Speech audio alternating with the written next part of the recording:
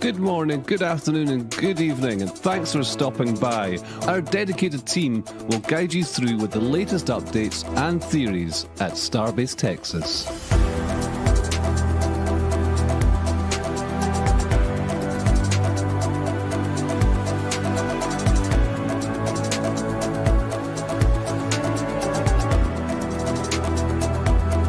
If you're new to the channel, be sure to hit the subscribe button and the bell icon for future streams. T-minus 8, 7, 6, 5, 4, 3, 2, 1.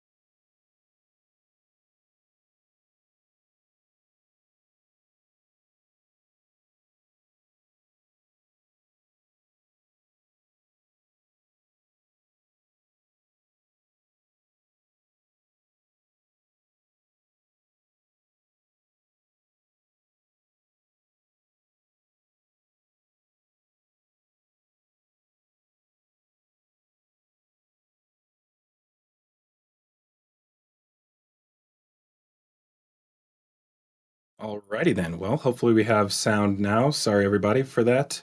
But my name is Zack Golden, and welcome to another Starbase Weekly live stream. We'll see if we have sound in the chat.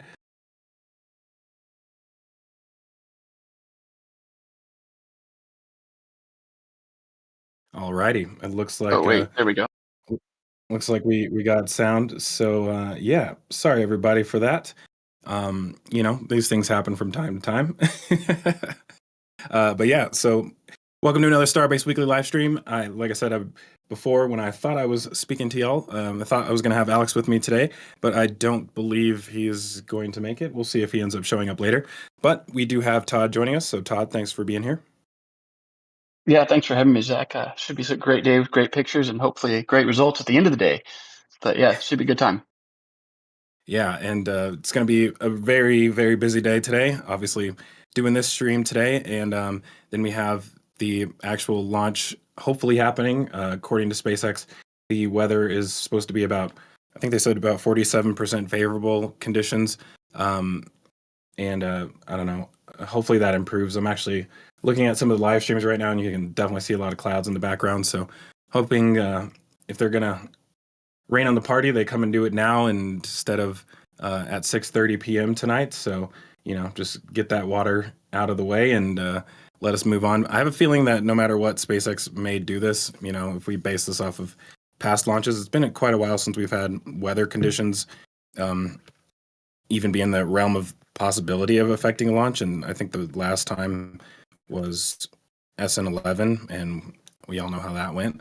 But yeah, I personally hope that it does end up happening today, because I'm probably going to be on the Lab Padre live stream today, so make sure y'all join in for that. And every time I've been on there and we end up having a scrub, and the next day it just feels like I'm repeating everything I said before and pretending like I'm not repeating everything I said the day before.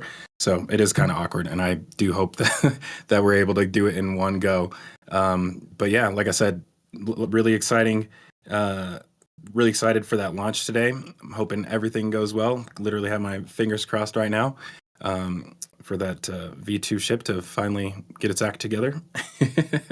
Before we get started, we do have Matt handling questions and donations. And as with, I believe, last week and probably the week before, going to do those questions a little bit differently and try to get to them as they come in instead of near the end of sections. So yeah, with that, we will hop into today's episode. Starting off the Massies, tons of stuff going on here. We go through periods of it being kind of boring at Massies, but obviously over the last 2 months, there's been quite a lot to talk about. Mauricio was able to do a fairly unique flyover of Massies. Actually, I was watching it as it happened. He ended up circling around it several times, which is nice because it allows you to see some of the things from the backside that you don't normally see. I think he did that last week as well too. But yeah, have that again this week, which is really helpful because without that, sometimes it's difficult to see some of the stuff that's happening behind certain objects. So tons of great views for us today. We will go ahead and start with the flame trench, or the static fire stand, where they are making some progress. It looks like a lot of the scaffolding has been removed from the actual test stand itself. And they are preparing to, I believe, reinstall all the clamps. I actually noticed these down here earlier, and I'm not sure if these are the old, they're not the actual clamps, but they're brackets that go on top of here where the clamps go on top of those. I'm not sure if those are new or old, but since they're here and not in a trash can, I'm assuming these are new. So probably see them start to install those here soon. But looks like they're making good progress just based off the fact that the scaffolding's gone, a lot of it. There is a ton of scaffolding down in the trench, though, which we did have some really cool views looking down into the trench. This one's actually a little bit better. This looks like some like bleachers, basically. I can't tell if it's like going down or if this is one platform going across. I'm pretty sure these are going down levels at a time each way. Yeah, they're going down. Yeah. So what they're basically doing down here is replacing the damaged pipes on the actual flame bucket. So they have made some progress with that. If we look at another picture from the side, I think we can see what's actually sitting down here. They had a lot more curved pipes that were down here last week. These are the ones that were removed. And there's some other pipe sections over here. So they're not quite done yet. Obviously, when we look at that overhead view, you can tell they're still working down there. This is actually a good view too. A little bit difficult to tell which areas they've removed them from. I'm guessing some of these might be new down here because they don't have the like I can't tell if this is just water, if this is actual soot covering these. But yeah, this is one of those things that I've always kind of thought was risky about this design, I guess, and this is probably true for the orbital launch mount as well, for Pad B, that if you have anything fall into the trench and you end up damaging those pipes, repairing them is fairly difficult. You can tell just how they had to get creative with cutting these out. Random cuts in order to actually remove these.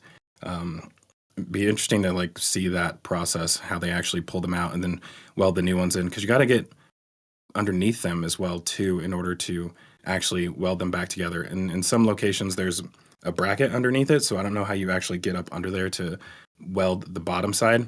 It may just do top only. But yeah, quite the process to actually get down there and make those repairs. Sorry, I just got distracted by this pipe right here. But yeah, really cool to actually be able to see that. I think we had, I'm not sure if there's a view from the other side looking into the bottom of the trench. I don't think so. One of the things that I've been kind of curious about, which can't really see from this angle, but the wall of the flame trench is actually fairly damaged. You can kind of see it right here where there's like a little block of concrete missing. So this is really interesting to see if they're going to fix that, because this is like an area where you can allow the plume to like recirculate through there, and then it's just going to like make that crack even bigger, kind of like potholes in the ground when you have cold weather.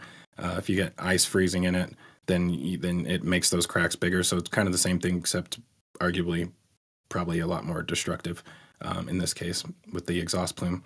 But yeah, this is one of those learning lessons that they learned, I would say, with the orbital launch mount for Pad B, or the flame trench. I think they learned pretty early on that they were seeing some like degradation of the actual walls, and they decided to go with the speed core walls, basically cover the entire flame trench in steel essentially, which I bet they probably wish they did here. I think there are some ways that they could still make steel walls. So it would be interesting to see if they actually end up doing that. I remember at one point we saw a bunch of steel panels that were off to the side. I wonder if those are still there actually. We always thought,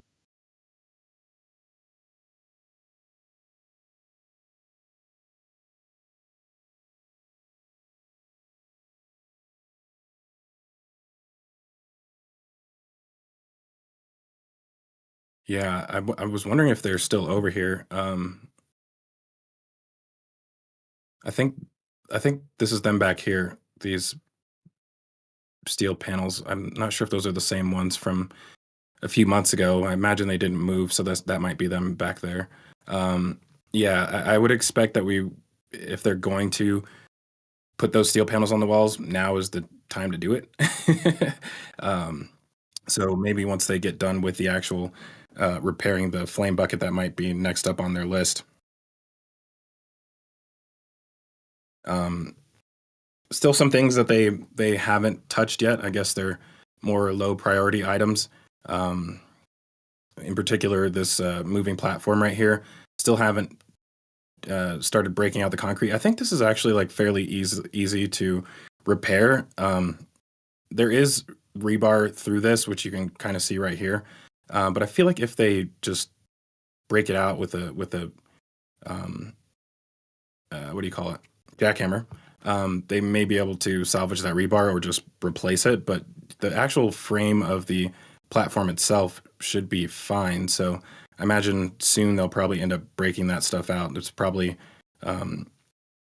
may just not be prioritizing it right now, because arguably everything else is slightly more important.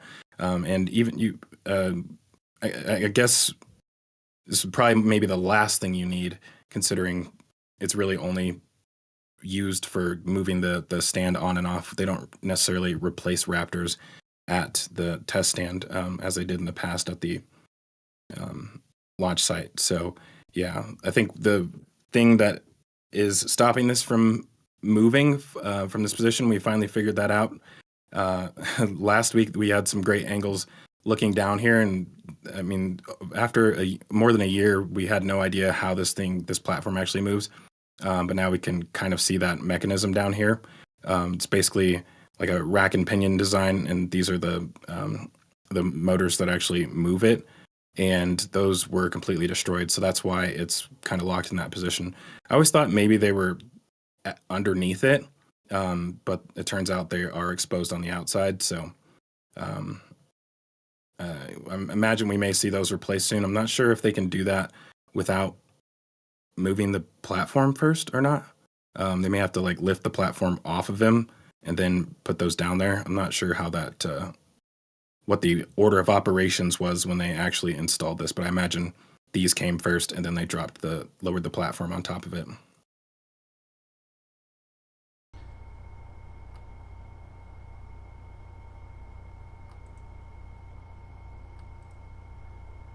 Now, as far as those curved pipes right on the outside there, Kal-El had a question. He said, aren't those pipes the new ones that they cut the puzzle pieces out of to make the repairs? These are, I believe these are the old pipes. And looking in the chat just to see if anybody heard Todd. Someone said they can hear you. At least one person. Yeah, it's just you're doing most of the talking. They had a feeling that they weren't hearing the other, like me and Todd, but yeah, we're here. Well, it looks like some people, yeah, some are saying Matt, no Todd.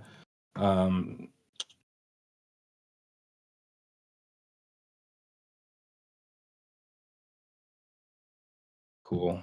Matt, you want to check on your side as well too? You guys are confusing me. There's some people saying Todd okay, and others saying they didn't hear Todd.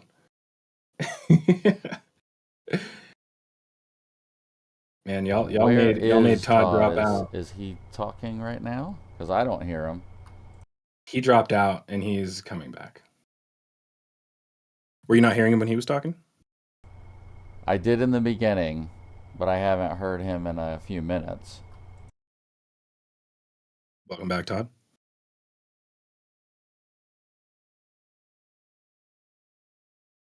Can you hear Todd now, Matt? I cannot, actually. Well, that's interesting. Maybe you have him muted.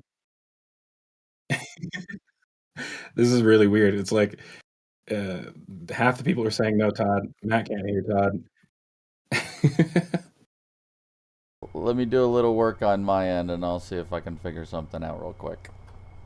Copy that. Well, I will keep the show moving while we figure that out. Sorry, everybody. We'll hopefully get him back in there. And yeah, returning to that question about these being the new sections, I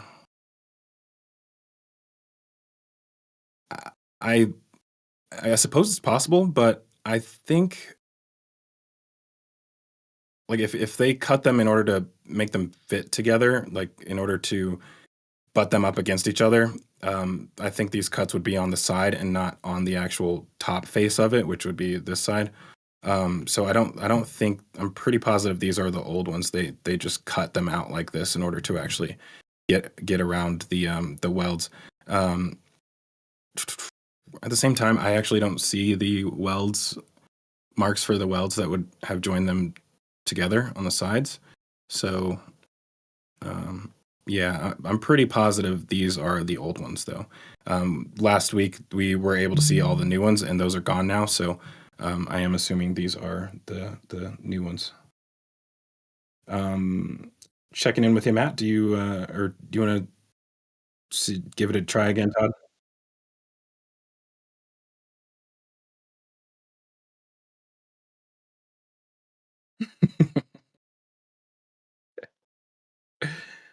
Well, I don't think Matt heard you. So Yeah, I do not hear him for some reason. yeah, very, very interesting. I don't think it's you, but I guess I wonder if y'all were confusing Matt with Todd. I know at least one person said they were. So, did you guys hear Matt when he was talking?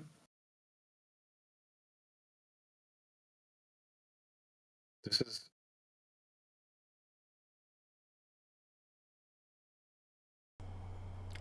It seems like they're hearing me but not Todd, which is the same with me, and it's very odd. yeah. Hmm. Okay. Well, I guess we will keep working on that in the background, and I will I will check in again here in a little bit. Not sure what's going on there, but once again, sorry everybody. Sometimes you have technical issues like this, but we will try and get it lined out. Um, yeah. So hopefully that answers that question. Was there another question as well, Matt?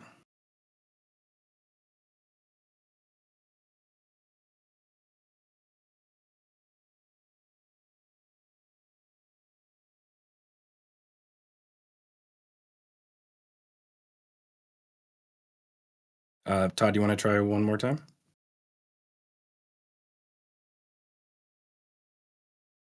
Or not? Still there, Todd?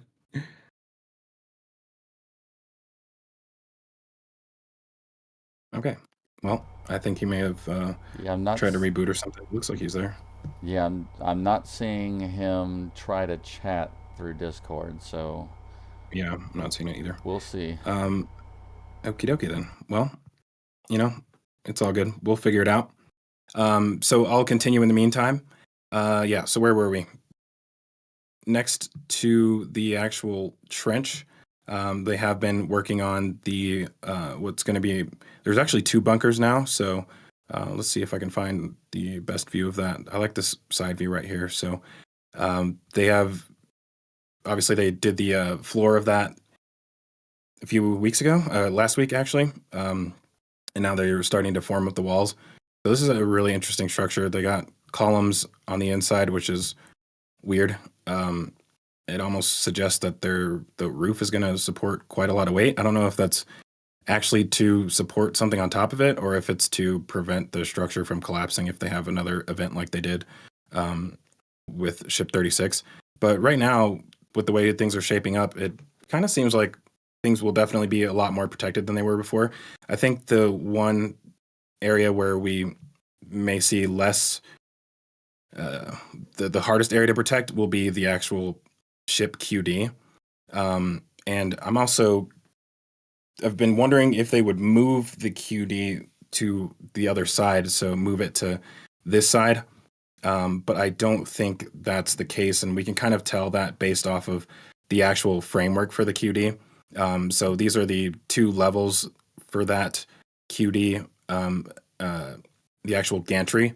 And then at the Sanchez site, which I'll just go and look at really quickly, we can see I'm sure BJ probably talked about this last week or Stephanie. We can see the vertical supports for that right here. And actually, I'm going to show another image, a side angle of this. While you switch image, I'm going to throw in a test, and we'll see in 20 seconds if anybody can hear me. Matt, could you? Hey, there you are. Nice. Yay! All right. Awesome. What did I miss? So, Go ahead. did you have him muted, Matt?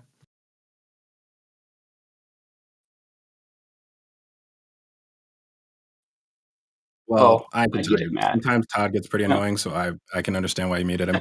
I believe him too. Right. I think Matt needs another tongue twister. All right. Well, happy to have you back, Todd. I guess it was pretty awkward that when you introduced yourself before, I'm guessing nobody heard you, or maybe they did. They Some people did, some people didn't. They said they heard my introduction, but then after that I was gone. So I think Matt just muted me. Maybe there's like a keyboard shortcut that makes that happen. So, yeah. So yeah, these are the vertical supports of that QD gantry. So it's way bigger than the other one. I think it's like twice as I wouldn't say wide, deep. So the other one I think was about half of this. And we can see that it has a little step on the bottom, which is a good indication of that it's going to stay in the same location. If we look at this angle right here, this may be a better one.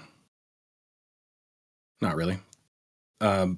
So right here is where that step should be, which is actually interesting because it'll straddle the motors for that rack and pinion set up right here that moves the platform. So one side of it should be here and the other side should be there, and then the actual QD itself. You can tell how wide it's going to be just based on these. So it'll basically come all the way back here essentially. So they haven't started preparing for that yet. I don't know if they would have to break out the concrete in order to do that.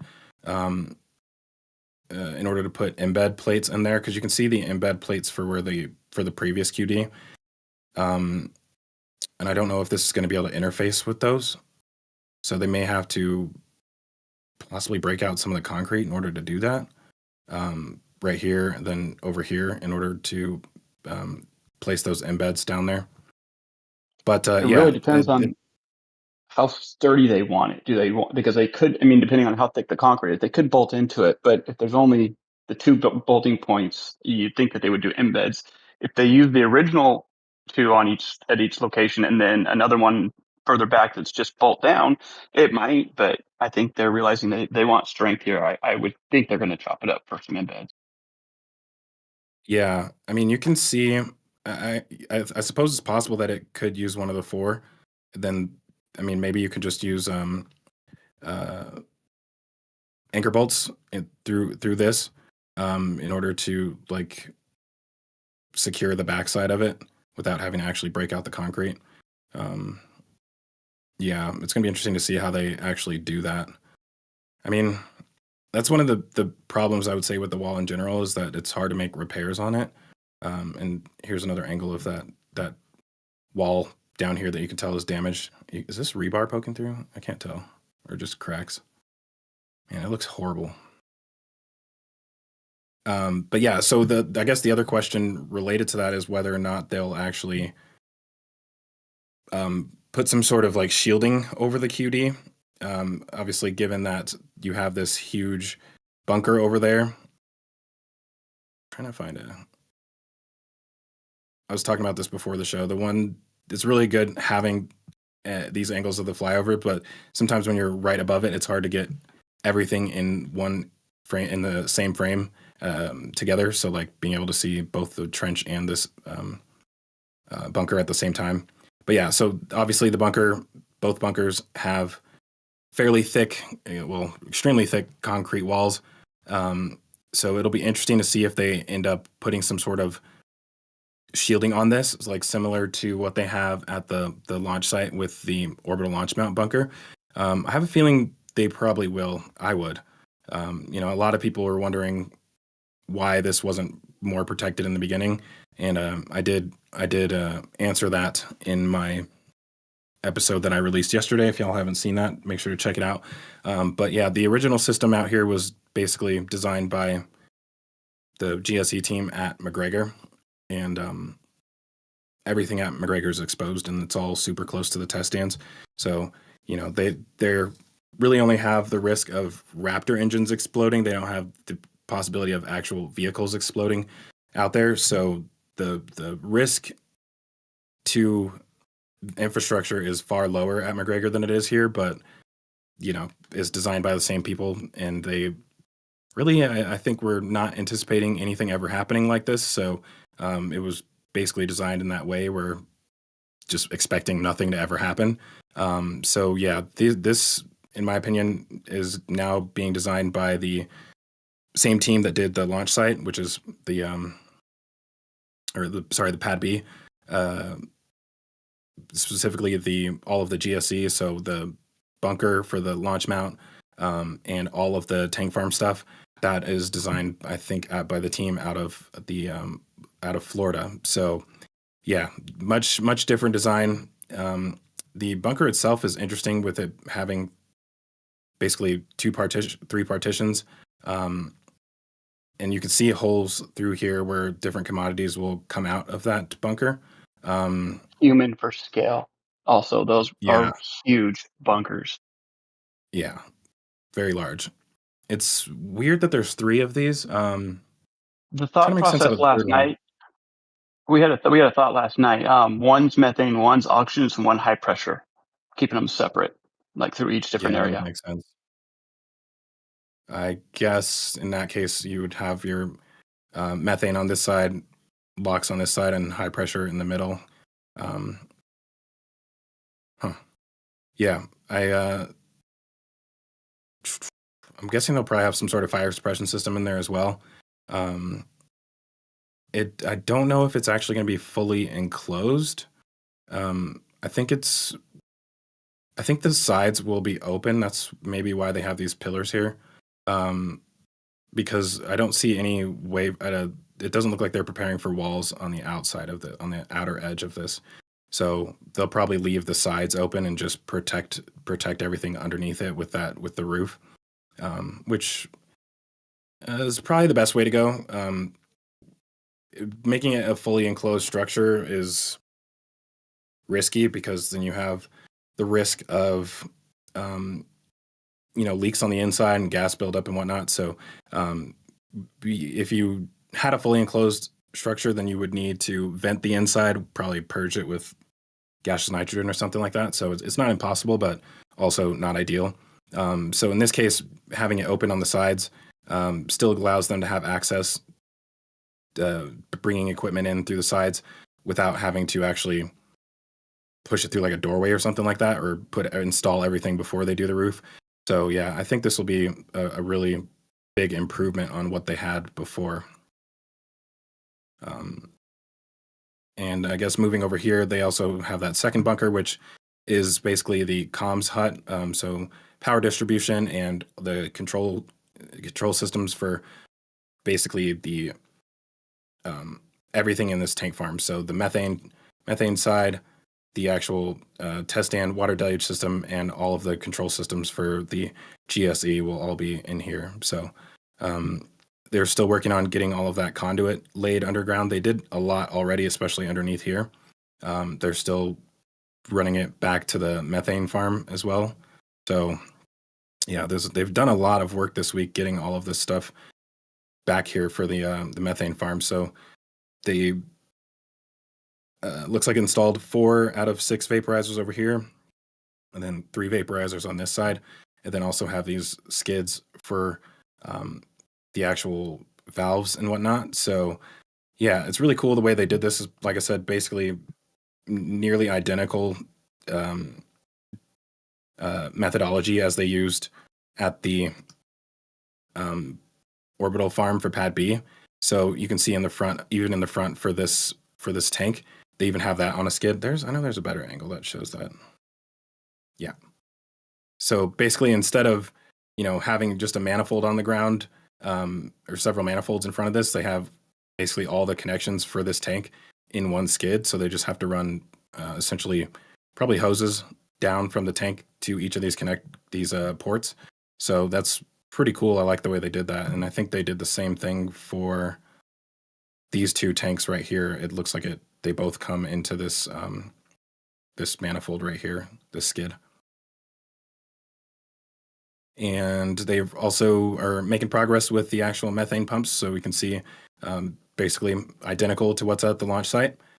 2 methane pumps. They do have I thought they had the sleeves for those pumps down here, but I'm not seeing them.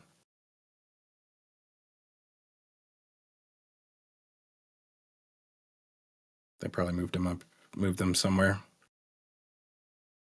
But yeah, so you have the 2 pumps, 2 subcoolers, and most of everything else is about the same as it was, kind of. They still are using this reclamation tank. This is like a phase separator to basically separate liquid from gas, and then send the gas over to that the burner in the corner.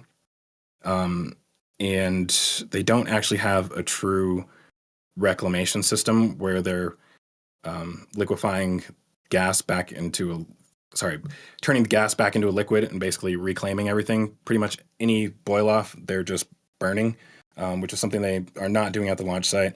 They don't like having flare stacks at the launch site, so for some reason they're comfortable with doing that here. I'm guessing because it's just far away from everything. So yeah, pretty cool the way that they're setting this up. Definitely what we were thinking right after the incident, Zach. I'm pretty sure it was me and you, and I can't remember, probably Alex has been here, but we all had speculated that they will go straight to the skid systems when they rebuild this, and that started showing up within weeks of the incident. Yeah, it seems to be a lot faster, and I have a feeling that like some of these skids were already built out for KSC, possibly. Like they have similar tanks like this at KSC, so I imagine they have similar skids for those tanks, and they probably just took one of those and brought it here. I mean, it has been about what, 2 months now, almost 3. Oh, So I guess there's yeah, enough at least time 2. to really build this out. Yeah, so I love the way this is all set up though. It's really convenient to just it's almost like plug and play. A lot less equipment that they need to actually install on the ground out here. Yeah, I'd be bet money that on the redundantly used ones, like multiple the same exact skids, that they have backups ready to go. Or Yeah, one small thing breaks on it, just swap it out, get that back to the team, and they can fix it while the new one goes in. They can go back to testing. exactly. Yeah, it's really nice how they've done this, and it also has allowed them to do similar changes to the actual other side of the tank farm where all the test stations are for cryo testing. We'll check that out here in a little bit. I have seen some questions fly through though, so Matt, do you want to knock out a few of those? Yeah, absolutely. So Crane Man had a question. He was wondering, could they extend the walls in front of the bullet tank since the concrete is broken next to the drive motor of the movable trench platform?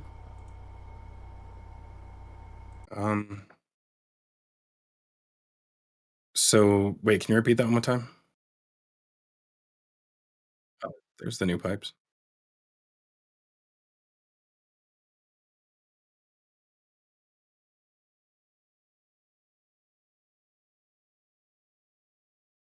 I believe he's talking about the deluge farm. Yeah, I mean, you could put a wall around it, but I don't know how effective that would be. Um, you know, uh, the explosion, I mean, a lot of it, I guess the biggest part of that explosion was the second explosion. So after it, there was the initial explosion, and then when the actual methane tank fell on top of the LOX tank, there was a secondary explosion, which was basically ground level. So I guess it would have protected to some degree from that secondary explosion. But no matter what, you're still going to have some damage. The initial burst would have been way up here, so it's basically coming down on the water farm. So unless you put a roof over it like they did with this, I don't know if you're gonna be able to actually protect those tanks.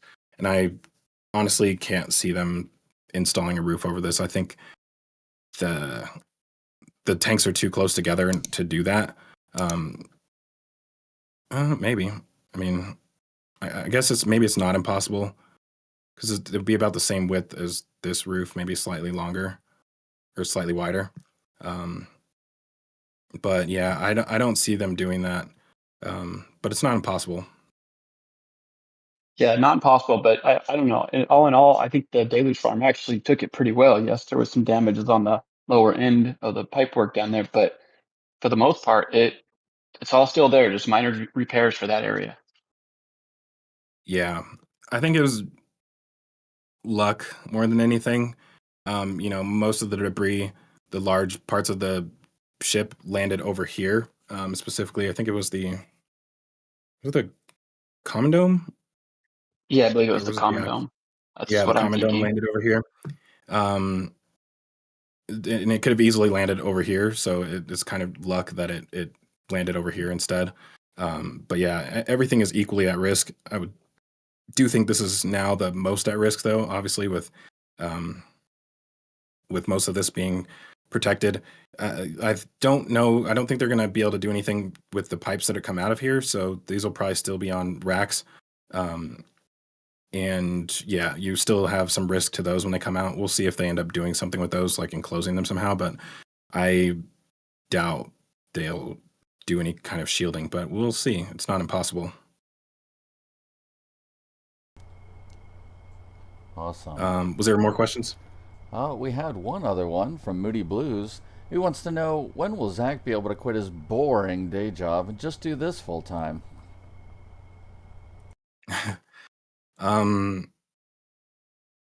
Yeah. I don't know how to respond to that.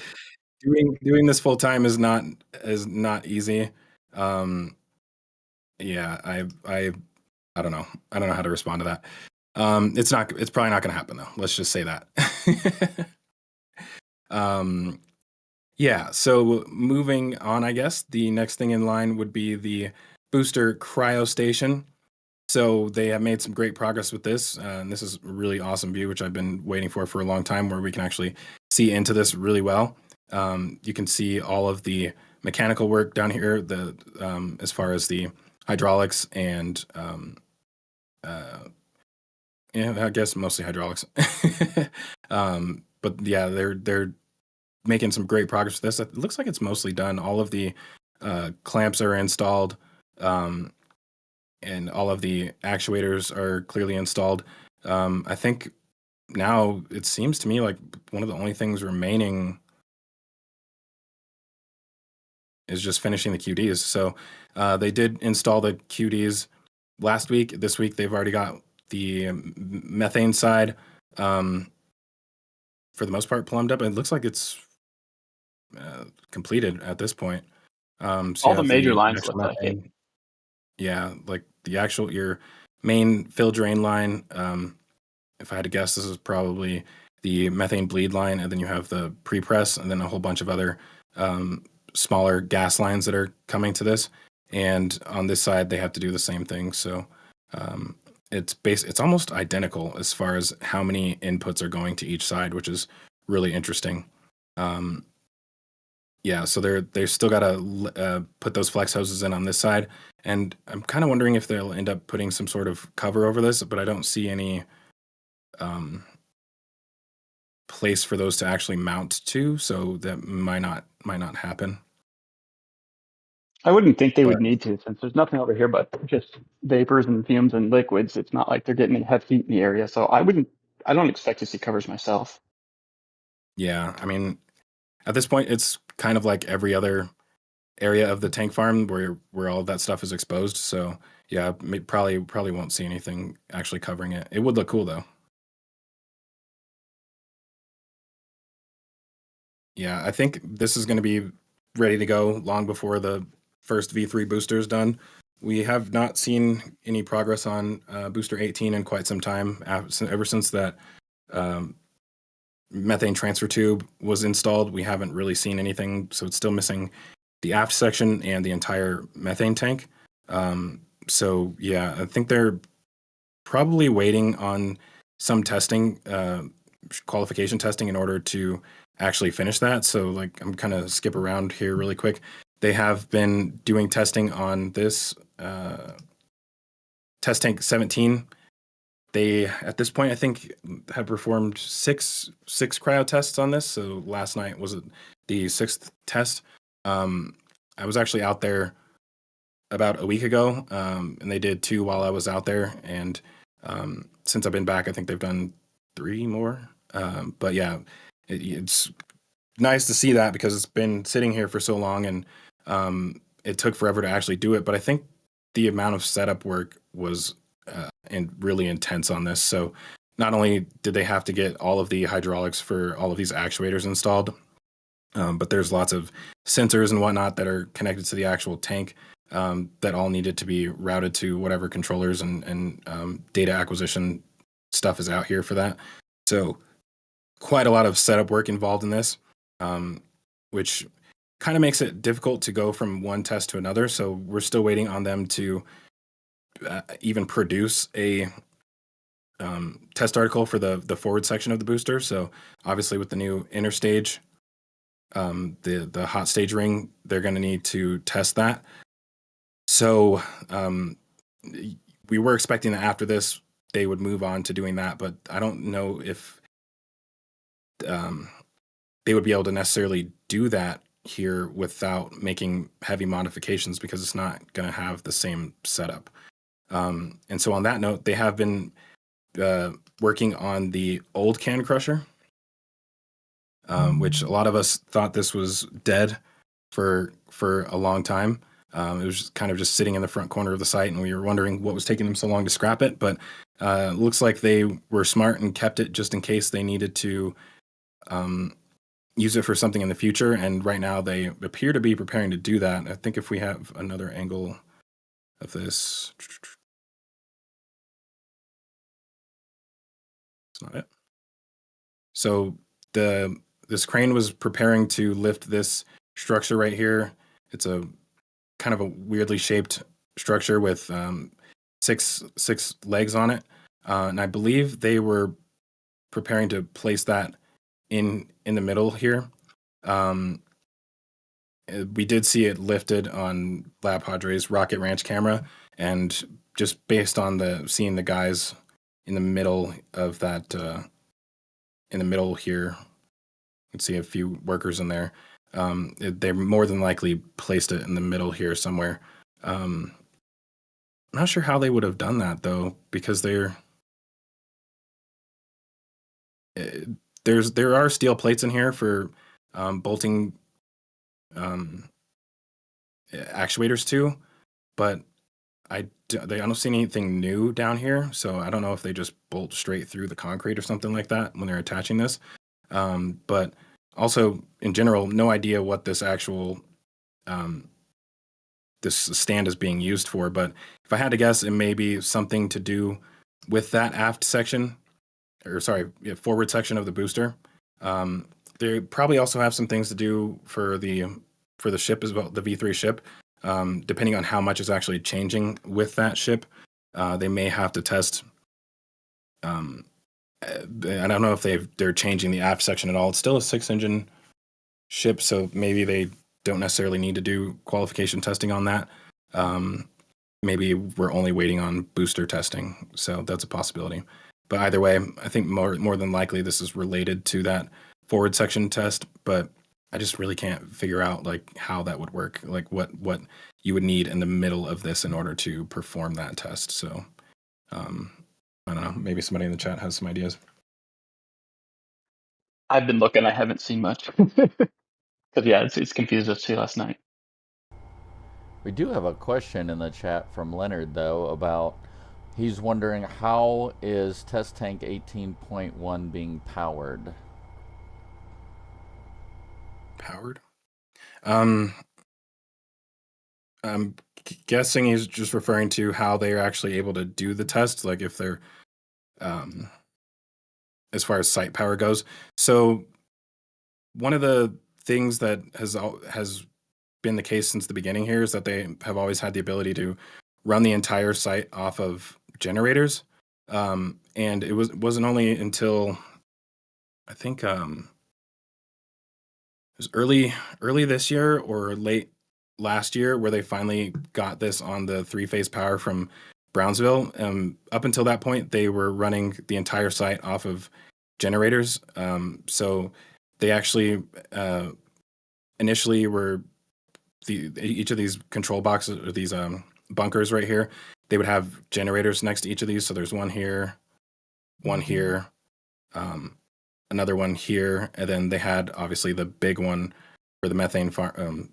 For the methane farm that was over here, and at one point they switched everything up and they had one large generator over here, and that would power basically all of those stations. And you have these Tesla batteries. So basically those generators would charge the Tesla batteries, and then they would run the farm off of the Tesla batteries for each of those tests. And they did that until they actually were able to make the transition to the 3-phase power from Brownsville. And right now they're still doing a bunch of electrical stuff right here. You can see I think they ran all around the perimeter here. I think they came all the way up here. Yeah, you can see another box right there. And then they're coming across right here for the new pump station for liquid oxygen. So yeah, I don't know if they are activated right now they probably have disabled the grid power from Brownsville, and they're probably just running everything off of these Tesla batteries for that test. Yeah, and then for just everyday operations, they run like just maintenance as far as like pressure monitoring and all that stuff for these tanks. They basically just use this generator for this comms bunker. There's 2 more down here as well too. So yeah.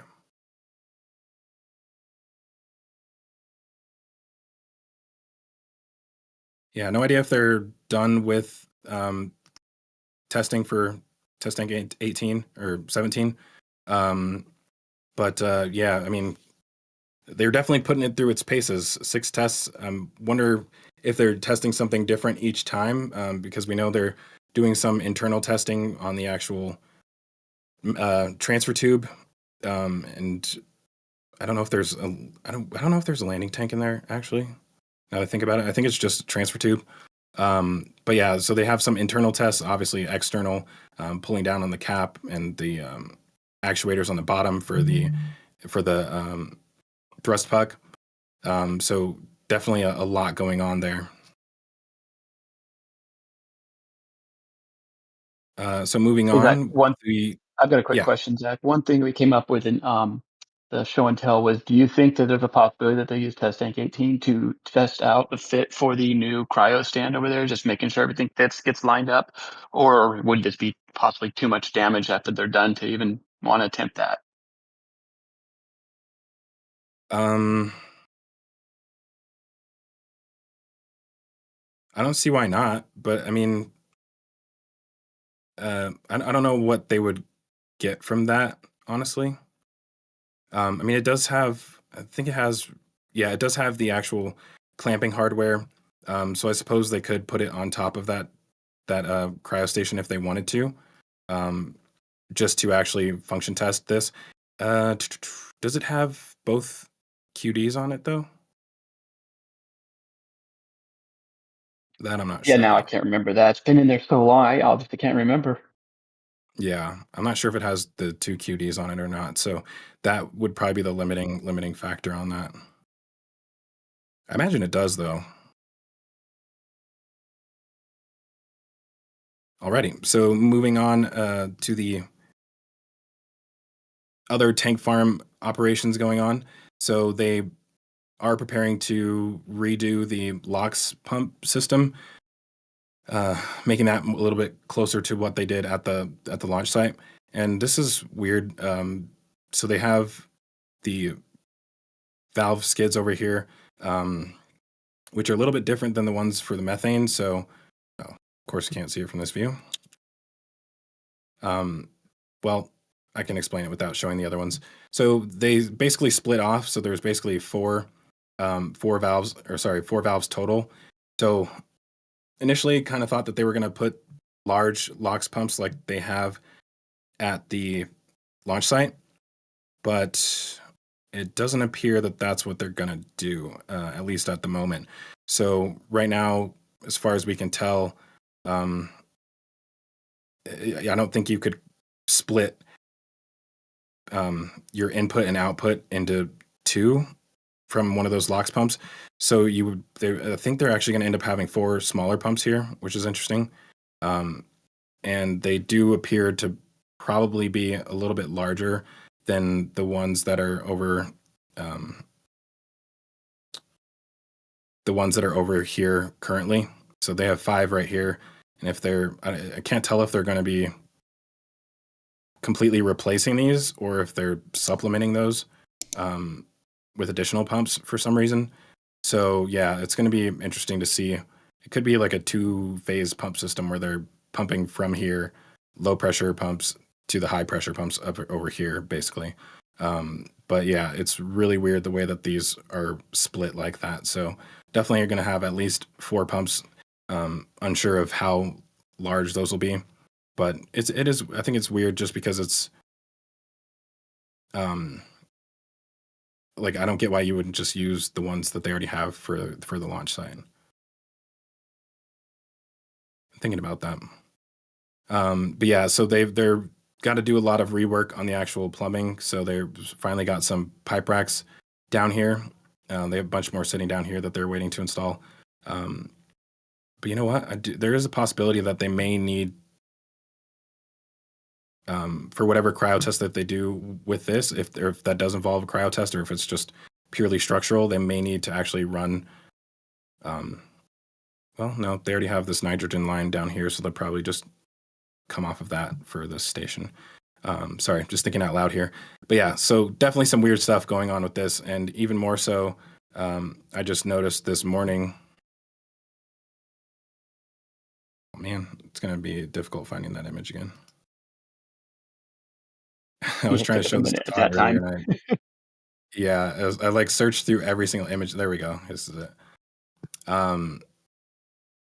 So I happened to notice this morning that the 4 of these tanks are all liquid oxygen, and this one down here is liquid nitrogen for some reason. So they have 1 liquid nitrogen mixed in with the 4 liquid oxygen. So it's really weird because this is after the pumps.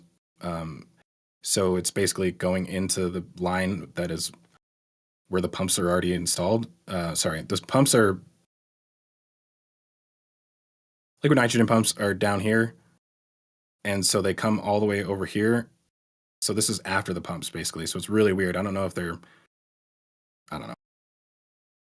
It's interesting, but I can't really explain it yet. I'm going to have to sit on this one for a while because I wasn't aware until basically today that they had made this change. So something interesting is happening over here related to that, but can't fully explain it yet. They're still working on getting the actual subcoolers connected. So they're still waiting on the manifolds that go on top of these, which I think are at the Sanchez site currently. And then they have a bunch of new valve skids that are going down here as well too. So quite the rework going on in this area. We had a question come in from Sergeant Snipey, is wondering, do we know why SpaceX decided to use such a complicated water deluge system instead of just a water tower? Well, water towers are for cavemen, basically. Using I don't know how old water tower technology is, but they're basically the first company, as far as I can tell, to deviate from using water towers. The only one that I'm not sure of is the Stennis testing facility. I don't know how. I think they may use pumps for that. I'm not quite sure, but I do know the deluge system for that. The actual water supply is massive. The pipes for those are way bigger than these. So yeah, I think, I guess this quick answer is because they're SpaceX. They innovate everything. So basically, they innovated water deluge system 3 times in 3 years. So the Pad A deluge system was their first generation. This is the second generation, and Pad B is the third generation, and all 3 of them are vastly different. So yeah, this is. Go ahead. They've got to be able to run more water or higher pressure through to not get flames from going back up into the system. But the amount of pressure that they can put through versus a water tank, I haven't done the math, and I'm not going to. But I would gotta assume that they can put so much more pressure and so much more volume through the lines this way. Yeah. They it definitely gives them the ability to choose their pressure, I guess. Yeah, I mean, I could go pretty deep into this. I'm actually in the middle of an episode explaining this whole system and the flame trench, the construction method for the flame trench. So I won't go too deep into it now, but yeah, it's really just about control.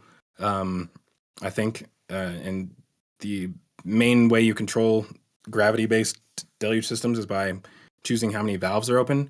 But in some cases, they only have a single valve going to whatever nozzle it's going to, and you only have like open or closed. There's no partially open state for those systems. So it just gives them more control. They can ramp it up. They can increase, decrease pressure of the water coming out of here. So yeah, I think that's really what it comes down to. And who wants to have a huge water tower out here for no reason? Can you imagine if there was a water tower here when that explosion happened? Probably wouldn't be because there's COPVs flew over this, I think. So you can imagine one of those COPVs taking out the water tower, then yeah, that would have been a way worse situation. So They might put the fire out faster. You're right. That's what I was about to say. There are some positives. It could have put the fire out. One thing that I mentioned in the episode that I put out was that they did have a fire suppression system, and I was gonna go back and mention that it was completely ineffective because it was destroyed. But I don't know. Maybe that kind of spoke for itself and wasn't necessarily needed to be said. Yeah. What else are we missing at Massies? I guess there's about 2 other things. Still working on the scrapping of booster 13. Yeah, booster 13 aft section. And they've removed all but 6 engines, it looks like. Yeah, so that's taking quite a while. I don't know what I wonder if they've been sending those engines to McGregor. Is there another image of this? I want to say they were chopping them up, but now I can't remember for sure. Maybe there's another view of this. Oh, here we go. So there's 3 of them down here. I don't know. I think these are parts of the actual tank section. I don't think there's any. Usually they separate ITAR related items, so these are probably going to go back to McGregor if I had to guess. Yeah, but taking their time doing that. This is probably the least important thing happening here right now. And then the last thing we have is some sort of new structure going in over here. No idea what that's about, but it looks like there's another concrete structure going in on the corner. This could be. If I remember right, from a couple of weeks ago when we first looked at that it's deep too. It's a deep hole that they're starting. Yeah, I mean it's right next to the water, so I imagine they needed quite a big foundation for it to prevent it from like sinking or something. Surprised they didn't drill piles for it because it's literally on the water. Do you think it could be the electrical substation being taken? Yeah, from Pad B? If I had to guess, that's what I would say, because this is where it comes in at. It comes in right here, and then it actually goes underneath this all the way around here. So yeah, this is more than likely a new electrical substation. Yeah. Cool. Any more questions for Massies? That's everything for right now. Good Lord. Did I spend an hour at Massies? That's ridiculous. Sorry about that. Typical Zack. Zack. Like you said, there's a lot going on here. Yeah, that's that. To be fair, I guess that is true. Alrighty. Well, let's go ahead and move over to Sanchez. I guess I won't ignore this area, but just mention still lots of work coming out of this ground fabrication building pipes for Massies and mostly Massies right now, I would say, because the tank farm at the launch site seems to be mostly complete.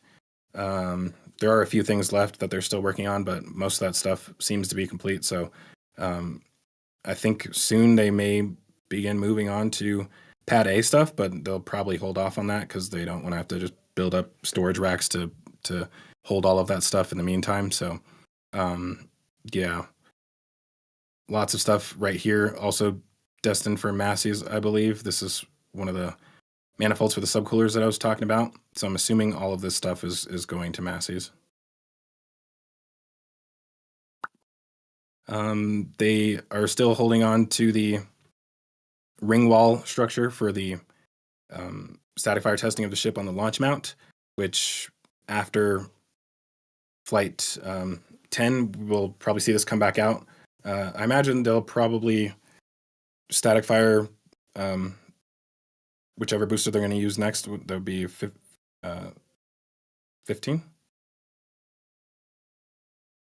I think, because 17 is it appears to be that they're not going to use this one. Considering it doesn't even have grid fins yet, I'm assuming they're not using 17, so that would be 15, I think, for the next launch. So static fire of booster 15, and then after that they would have to put this back on, and they kept all of these, the whole. Somebody had like a scorpion is what they called it. It looks more like a mohawk to me when I see it, like a Viking mohawk. On the launch mounts, the BQD. But yeah, so they kept all of this so that they can quickly set that back up after the launch. And then hopefully they'll scrap it because need to put all this whole situation behind them. Yeah, I'm glad they were able to do this, because if not, it would easily have been, I would say, October or something like that before flight 10. So this worked out really well. I'm sure they're patting themselves on the back as well too, because downtime is expensive, not only in just to the program, but like, Starship is not making money at all. It never has, obviously. So it's basically kind of supported by Starlink essentially. So they burn up a lot of capital. So the more time you go in between launches, the longer it takes to get Starship to actually be able to contribute to the Starlink program. It's just a money sink essentially. So any time you can shave off delays is good. So it's really good that they were able to come up with this in order to save themselves about 2 months or so. Let's see, over here we have a new structure which people have been speculating on. I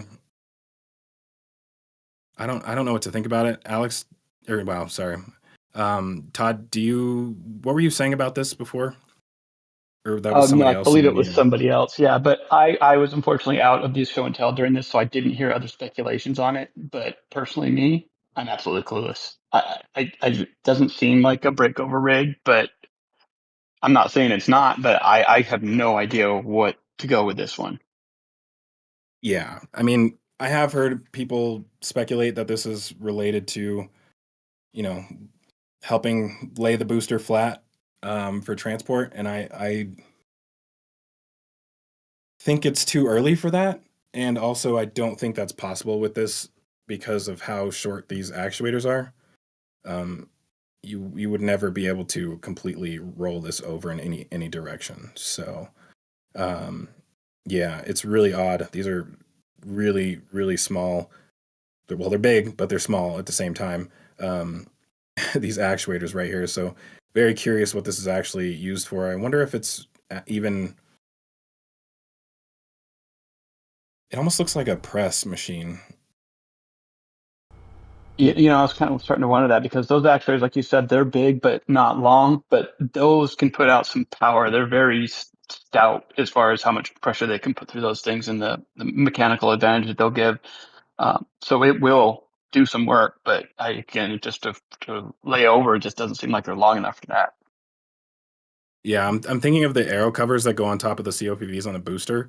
Like if you wanted to press those to do, or what's it called? What's that machine called that does the Form?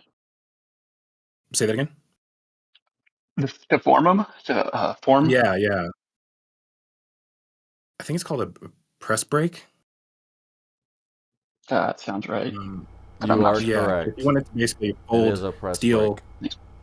Okay, man. good.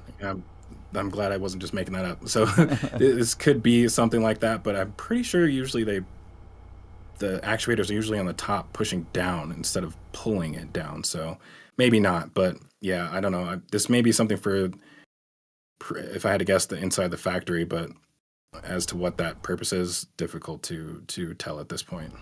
Yeah, the only two things I could think is something inside the factory for maybe minutely adjusting something back and forth, or it's a test article. Wait, it's brake press, not press brake, right?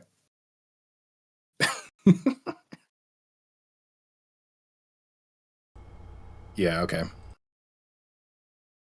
Yeah, I don't see anything like that on the bottom here that would be used for that though. So I don't know. This is one of those things that hopefully we'll figure out what it is. But it's also possible that they'll move it into the factory and we'll never figure it out.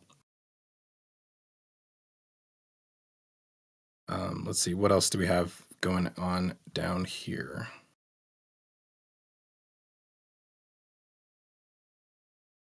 Still working on these structures for the factory. Kind of got a new one going on over here, which has 3 levels on it. These things are really odd. I'm still not sure what to actually think about them, but obviously they're made for ring sections to go over the top of them before folding these down. I just can't think of why you would need that.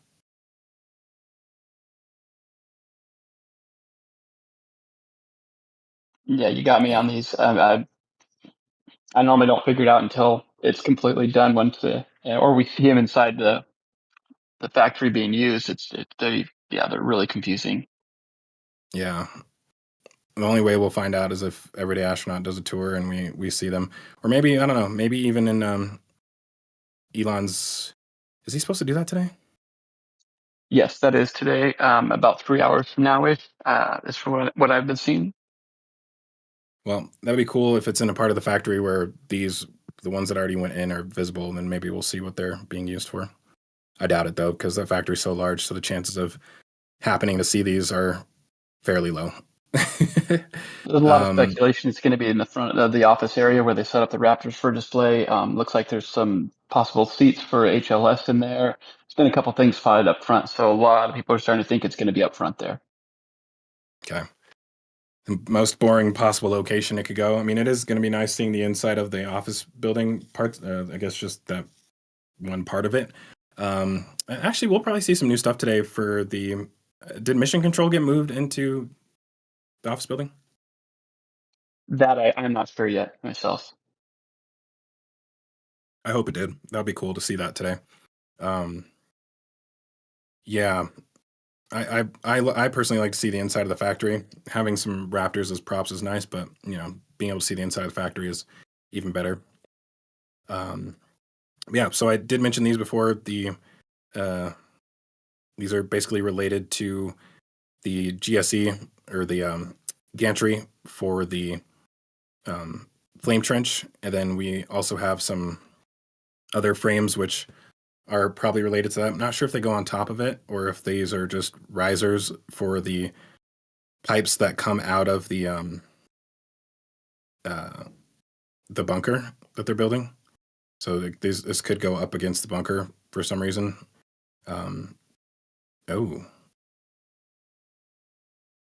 Yeah, if they did come out of there, this could allow you to install cladding over it and actually protect those pipes. Like this could be the beginning of a pipe rack. Interesting. To make that more clear what I'm talking about, these could go...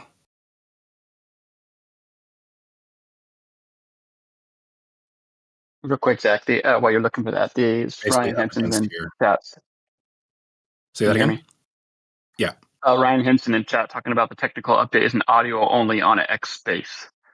So we might not get that visual, so we wanted to. Wow, Ryan really just came to ruin everybody's day, huh? Thanks, Ryan. Thanks, Ryan.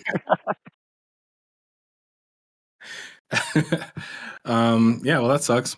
but a lot of information can be conveyed verbally without visual aids. So I guess it's not it's better than nothing.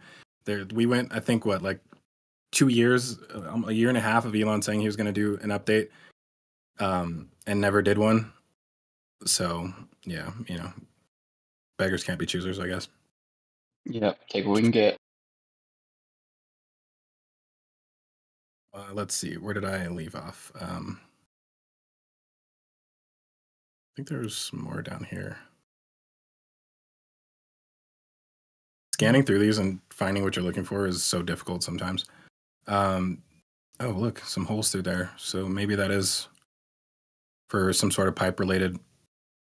I don't know if this will go on top of the actual gantry, or if these, like I said, potentially come out of those that bunker. But we will soon find out. And so they're also still slowly making progress on the GSE arm. I do believe they started doing something with the GSE arm at Florida as well too. But we have seen some updates on the actual integration tower related to this. So I will, I'll cover that when we get to the launch site. The only other thing that I can think of going on out here right now, I guess there are a few things. So they're still, I don't know if they're doing this with this building. I think probably dismantling it, but they're taking their time doing that. And then they've also replaced those generators that were in here with these CAT generators. So quite a few of them. I think within the last few weeks, they've added 3 more out here. And I think this is all related to the water treatment facility over here. So yeah, what is this? Shiny object. Yeah, so I think this is all related to this water treatment facility. So there's definitely still using that. And then they're removing the diesel tanks. So there was 2 diesel tanks and then 2 natural gas tanks that were here. So they still have to remove all that. I think they removed a lot of the underground electrical as well too. So basically scrapping that structure. I think last week mentioned that SN2 was scrapped, and then now they're destroying the actual base for it. So I don't think we ever actually saw the remaining scrap from SN2. Or was it actually visible last week? I don't know. I don't recall, but I have a quick question for chat. Do you guys get as excited as I do when Zach goes, "Ooh, what's that?" Or that little question noise where he's you can hear him figuring something out and just like, "Ooh, what's he gonna say? What's he gonna say?" Squirrel. Yeah, these are not. I think people underestimate, at least for me, like how difficult these shows are sometimes, because especially if I haven't had time to like fully review everything beforehand, I'm often thinking while I'm talking and end up stuttering a lot. I think there's a lot of comments on that a lot of times, like, oh, maybe you should say a lot less. I'm like, dude, I'm literally thinking as I'm talking. I love it personally. I love yeah. listening to you think through things. It's great. It's mind opening for us lesser intelligent people than you. I can't think of anything else going on out here. I think we just still waiting on booster. Which one is that? 12? I think it's 12 that they moved into the Mega Bay to change out the engines, or to add engines to it for display. Was it 12? I'm gonna look in the chat. I think it was, but I can't keep track of ships and booster numbers, so I'm the wrong person to ask on that. So yeah, what's chat got to say? I'm pretty sure it's 12. It sounds right. Yeah, so that's in the Mega Bay getting engines installed, and then they'll probably put it back on the same transport stand, which is cool, because if there was any transport stand that you would want to see a booster displayed on, it's probably this one, because the actual engines will be visible. The only downside to doing that is that you won't ever actually be able to see it if it's stays in this location. So Elon did mention, probably 2 years ago now, that they were going to move the rocket garden somewhere else. and I just don't see that happening still. Like I can't think of a location within Sanchez that you could put it in where people would actually be able to see the engines. The only real location where you could do that is right here, and SpaceX is.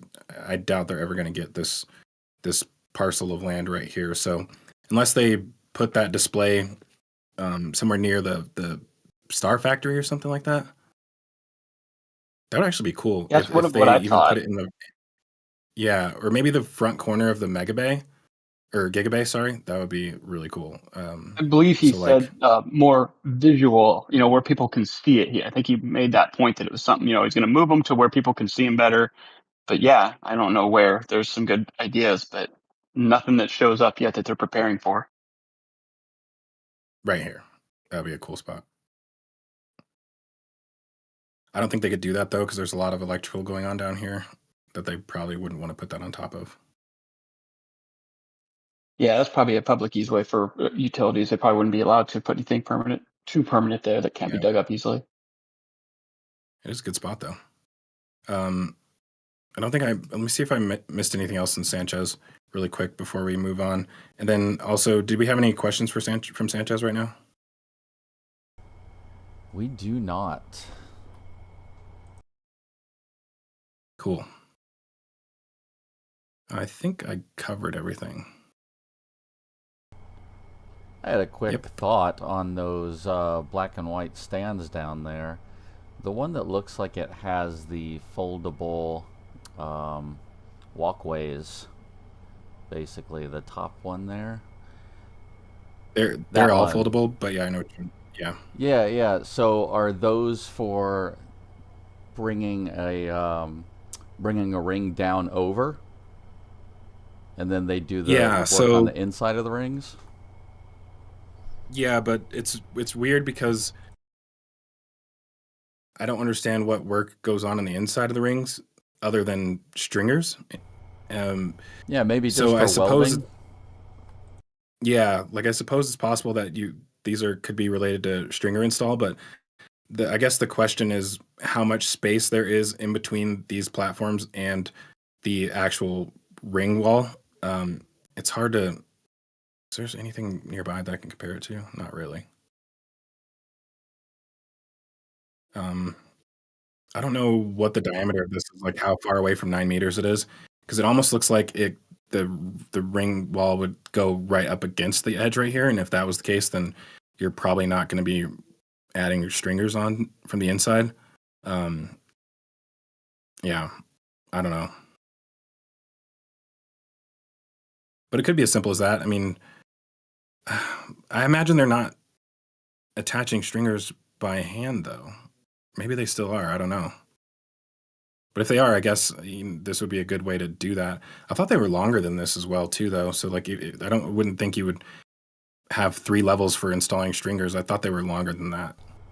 Unless maybe they put robotic welders on each level, maybe? I don't know. Yeah. Very curious.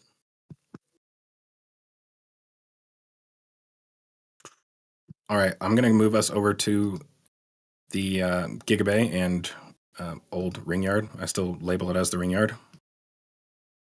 And this week they've made quite a lot of progress. You can see most of the excavation is complete. I think this is the last of it right here. Yeah, bottom left and this over one, these 3, basically this front side right here. But they obviously started with the rebar work, and they completed that fairly quickly in this corner over here. And as you can see, they were in the middle of doing their first concrete pour for this corner right here. And I think they finished this just a few hours after the flyover.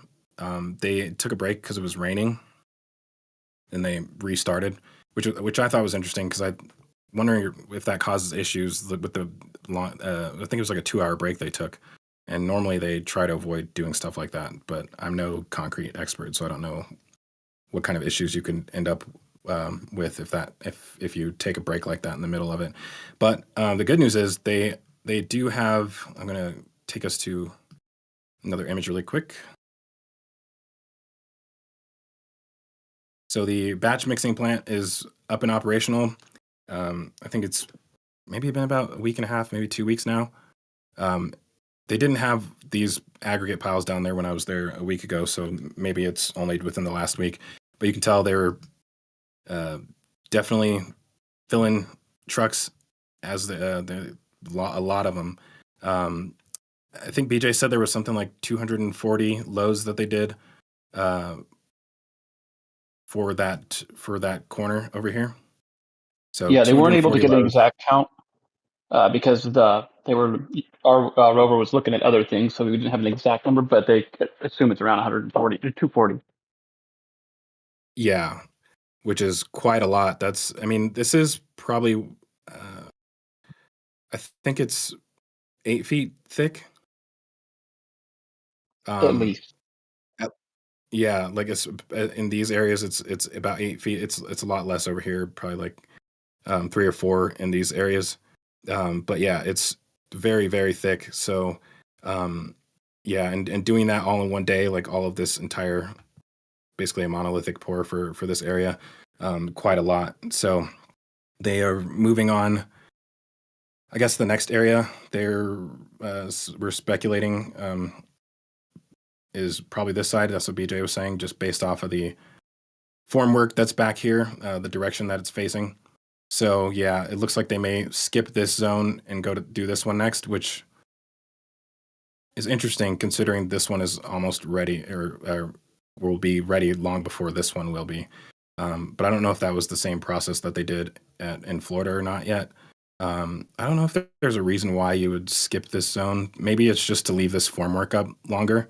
But I'm not sure how necessary that is because I imagine it hardens within a day or two, if not faster. Probably like 6 hours. Yeah, but quite a bit going on there. We can see some embeds that they've placed in here as well too for the actual steel columns. You can see obviously the Zack, elevator, right? Yeah. the 4 embeds just below into the next section below, on the left next to the actual pump, and yep, right there, we believe those are the tower crane embeds. Yeah, so there's going to be basically 8 elevators. So we can see the 4 elevators back here. They haven't formed them out yet, but there will be 4 elevators on this side as well too. And then you have 4 tower cranes. So you have tower crane here, and here, and wait. Yeah, in that area, that's hard to tell right now. Why does this one have more piles than the other ones?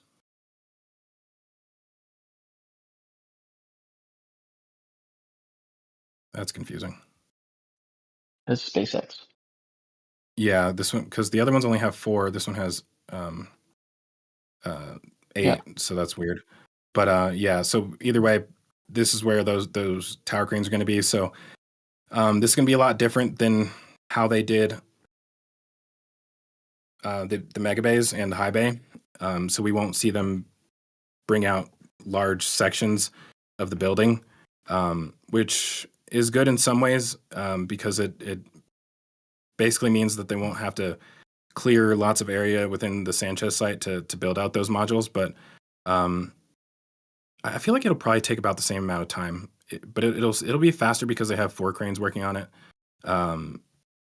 So yeah, I mean, building them piece by piece, basically like a normal skyscraper, is basically what's going to happen here.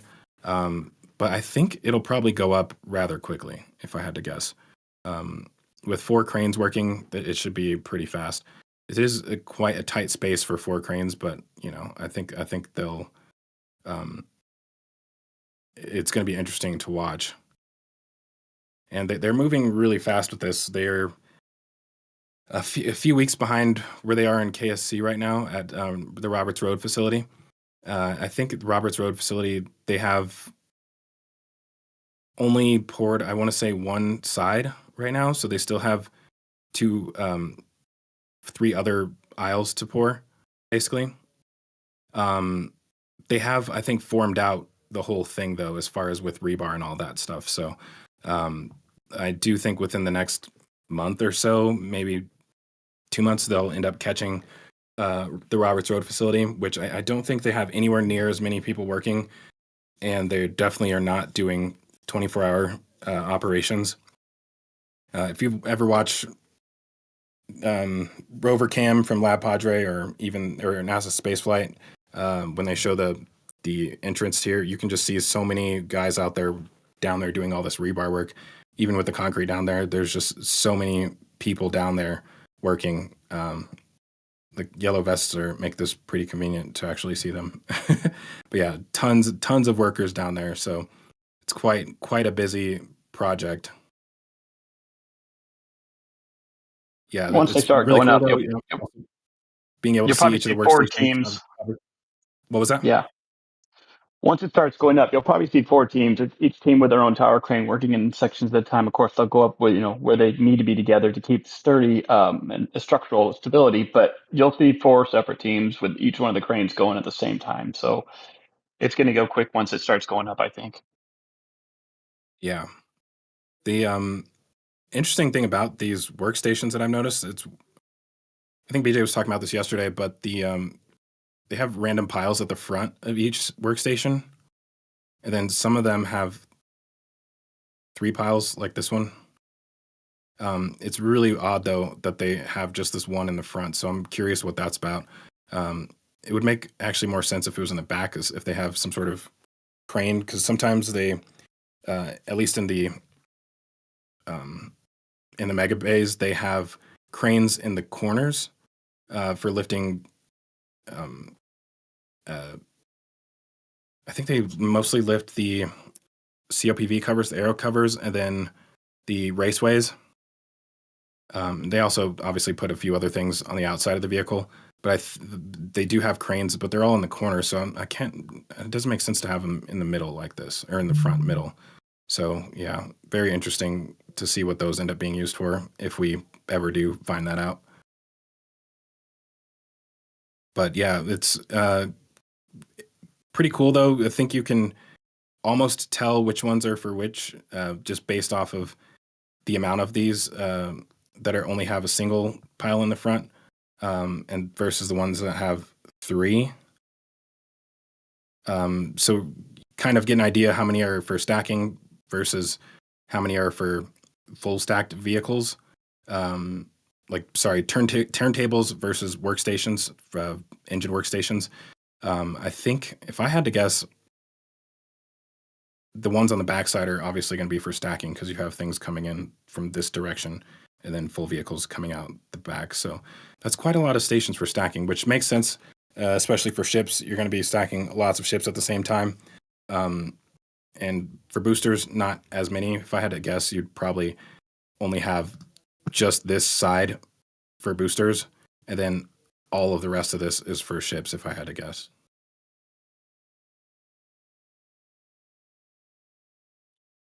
Hopefully EDA gets in there one of these days and finds out for us. I'm sure that they will they'd like to post pictures of the inside of the bays. That's so true. I'm sure we'll see that at some point. Moving over to the Gigabays or Megabays, did have Ship 37 as it was being prepared to roll out. So they obviously finished all of the final preparations with tiles and whatnot. It's actually interesting how quickly they did that. I'm surprised they didn't just do it beforehand, because they had so much time to do it. But yeah, it looks really good. They have some tiles on the front flaps, which I'm hoping they explain during the launch coverage today, because I don't think they had that on 35, if I'm not mistaken. So we can also see. What was that? I don't recall them having it, but I could be wrong. But I don't recall it. Yeah, I haven't seen those for a long time. I'm trying to remember the last one that actually had that. The only one that comes to the top of my head is SN15. I know for sure SN15 did. I don't know if they've had them on there since then. So yeah, hopefully they explain what that's about. Probably some sort of experiment. But yeah, we can see a really cool view from the side right here. Each of the turntable workstation. Oh, I didn't know they had the fold down right there. And then the new workstation that they installed in the front right here. Can't tell if this is operational yet. I don't see the clamp there. Can't tell if it's. I don't think it's there yet. So yeah, not quite operational yet, but they do have it mostly completed.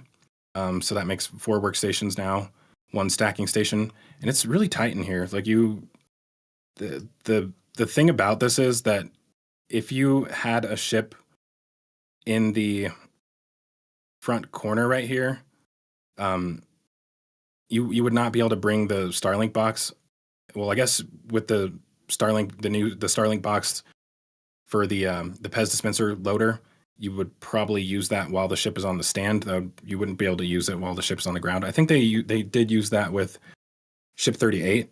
I think they did some tests with that, and it was on the actual workstation. But yeah, this makes things really tight having this in the front corner like that.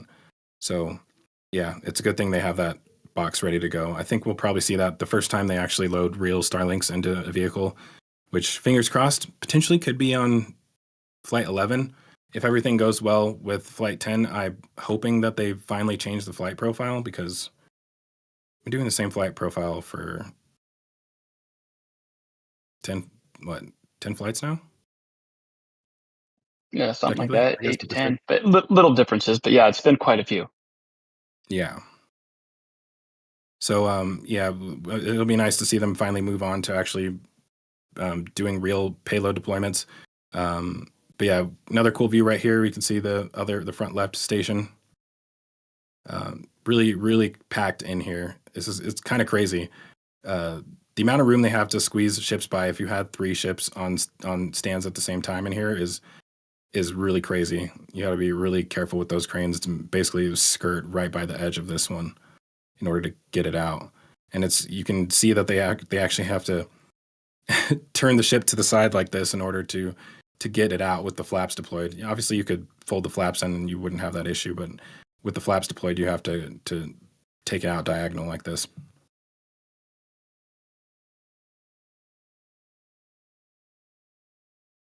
Let's see. We can also see inside of Megabay 1 as well. So they're still working on this new workstation right here. We can see the beginnings of the new hold down clamps. I think this is just the part where the ball is located, the socket, and then the actual clamp, I think, would be back here. So they're making progress, not done yet though. I don't think this is holding them back from doing the Booster 18 currently, because once they put it on the aft section, or put the aft section on, they still need to stack the methane tank section. So I don't know. It's possible that they actually, I don't know if this workstation has the ability for. I think this is just a turntable over here, so I'm not sure if there's something preventing them from stacking the aft or finishing the aft section right now. Hey Zach, But I imagine Event the Dude, methane tank section will be stacked over in this corner. Sorry, go ahead. Event Dude says 35 had 9 tiles in similar groups and one out on the aft flap only. Okay. Going back to Yeah, the I random tiles on the completely back forgot side. about that. Yeah, so they finished this workstation a little bit ago. I'm not sure if they've still been doing anything else with it, but I imagine this was one of the things they were waiting on to actually do the methane tank for Booster 18. But with it being mostly completed, it looks like, I imagine we'll see them start that soon. I don't know if this is actually supposed to be the LOX tank area, because they may end up moving the LOX tank over here and then stacking the methane tank in this front corner instead.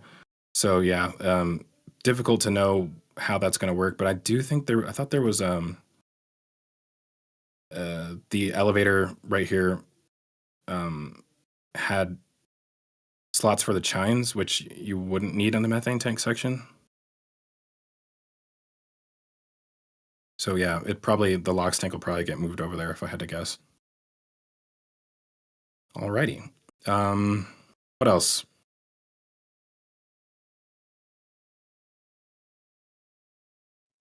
Still no change on the mystery object in the front there. Just no idea. Really, really odd. This is even more odd than the ones that we see over in the Sanchez site.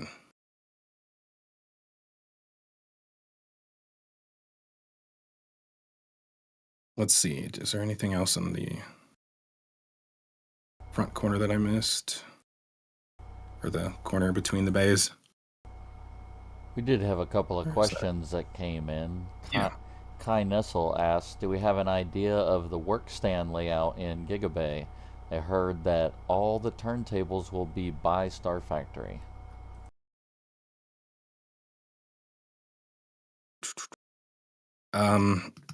Yeah, I don't think that they would all be on one side, because then you would have to transport vehicles over through here. Like, I think you would want to finish a vehicle. So let's say you have, well, actually these are ships. So ships basically only require one station to do stacking. With boosters, you need two stations, one for the methane tank, one for the LOX tank. So with ships, you can, in each station, you could have, oh yeah, now that I think about it, that actually makes sense. So you would have 8 ship stacking stations, and then 8 booster stacking stations, but that would actually be 4 boosters. So LOX, methane. And then once they're full, once the methane tank is stacked onto the LOX tank, then you would move it to another workstation. And you move them down the aisle like this. But the interesting thing about that would be the bridge crane layout. So I'm not sure if you can just move, if a bridge crane can come all the way down the aisle like this. I'm not sure if that's possible, or if you have to lift the completed vehicle onto some sort of stand, move it down here, and then lift it back off the stand. So yeah, it's going to be interesting to see that, because I imagine they're probably going to have at least 4 bridge cranes, if not more. So yeah, whether or not they're able to travel all the way down the aisle is going to be interesting to see. It'd be really weird. And Jay Cracker was wondering, is there any need for the Mega Bays when Gigabay's finally finished?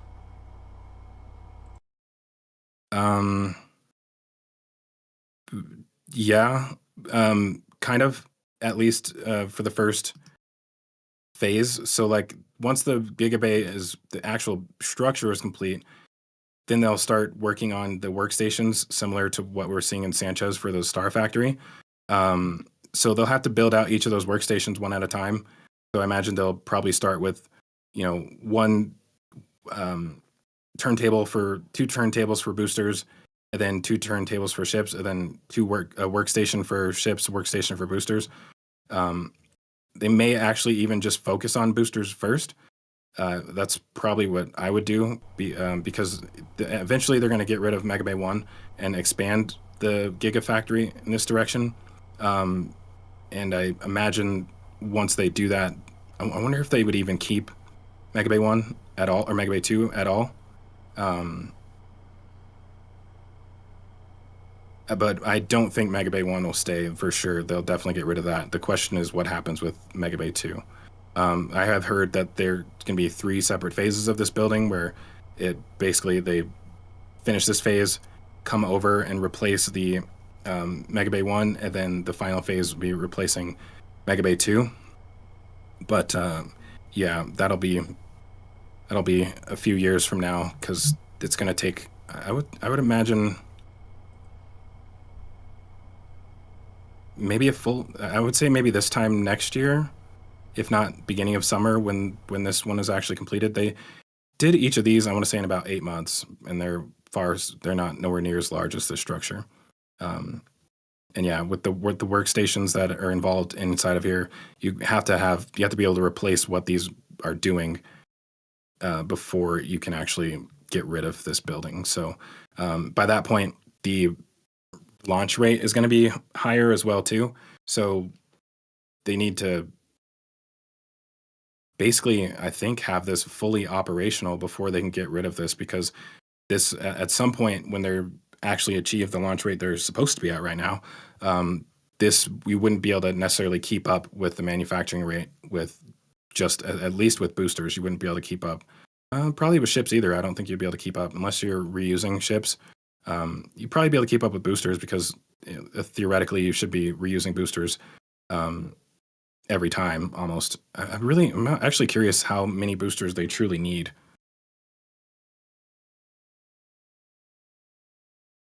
I'm thinking of a day where booster manufacturing stops and they're only building ships. And I'm not sure if I fully answered that question. Hopefully I did. I think it was perfect. It's another really cool view. Cool. So I guess if we don't have any more questions, maybe I'll move on.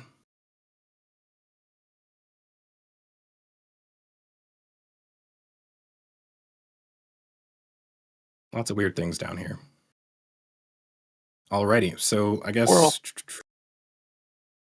yeah, the next area would be Star Factory, which not a ton to talk about, I guess.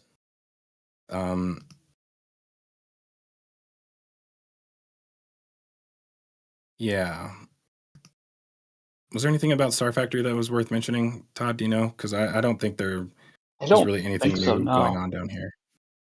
Say that again?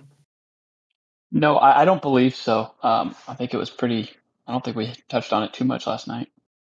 Yeah. I guess the next spot would be the village, where they're making some progress on this apartment building, and you can see all prefab, obviously.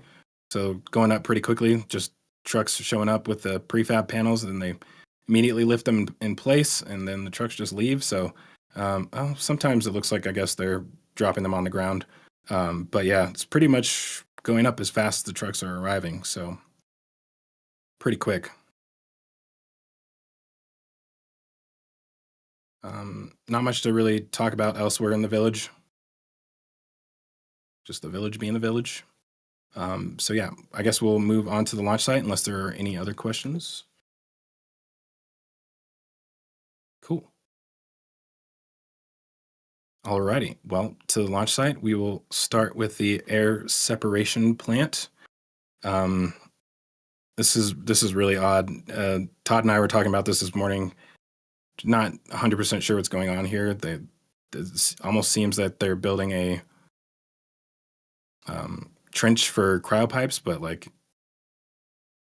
it's just weird.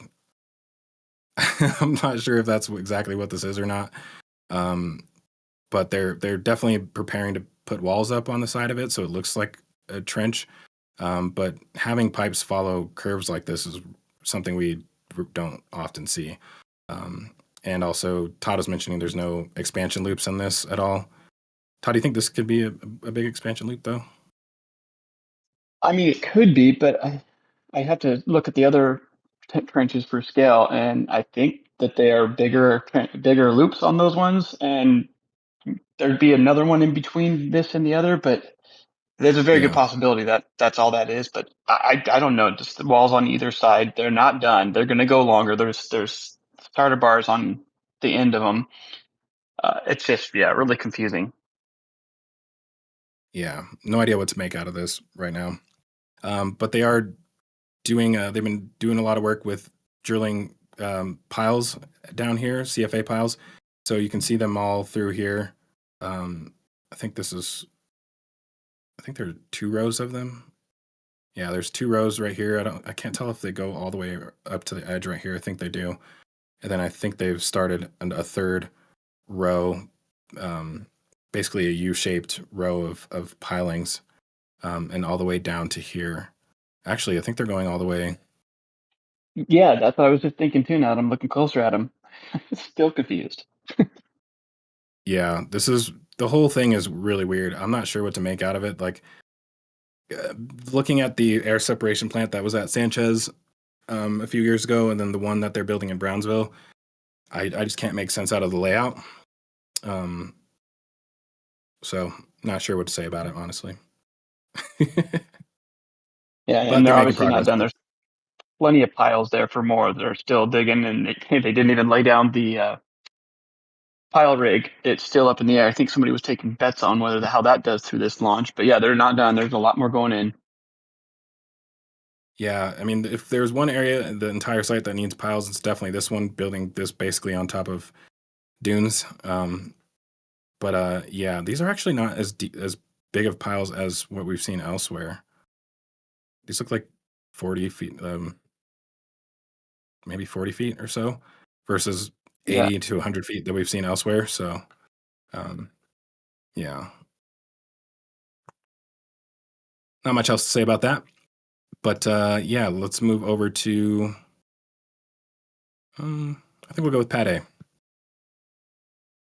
So, Booster 16 sitting on the pad. At this point, we do have a full stack. So, Ship 37 is sitting on top of Booster 16 currently. And I don't think they've cleared the pad yet, or have they? I think they have, because obviously the right now both transport stands are sitting in the middle of the road. So they're basically using the transport stands as a roadblock. So I'm assuming that means the pad is mostly cleared. At this point, it's about just over 4.5 hours from the expected launch time. Ouch. Just hit my knee on my desk right there. But yeah, so we're getting very close, and I'm really excited for this.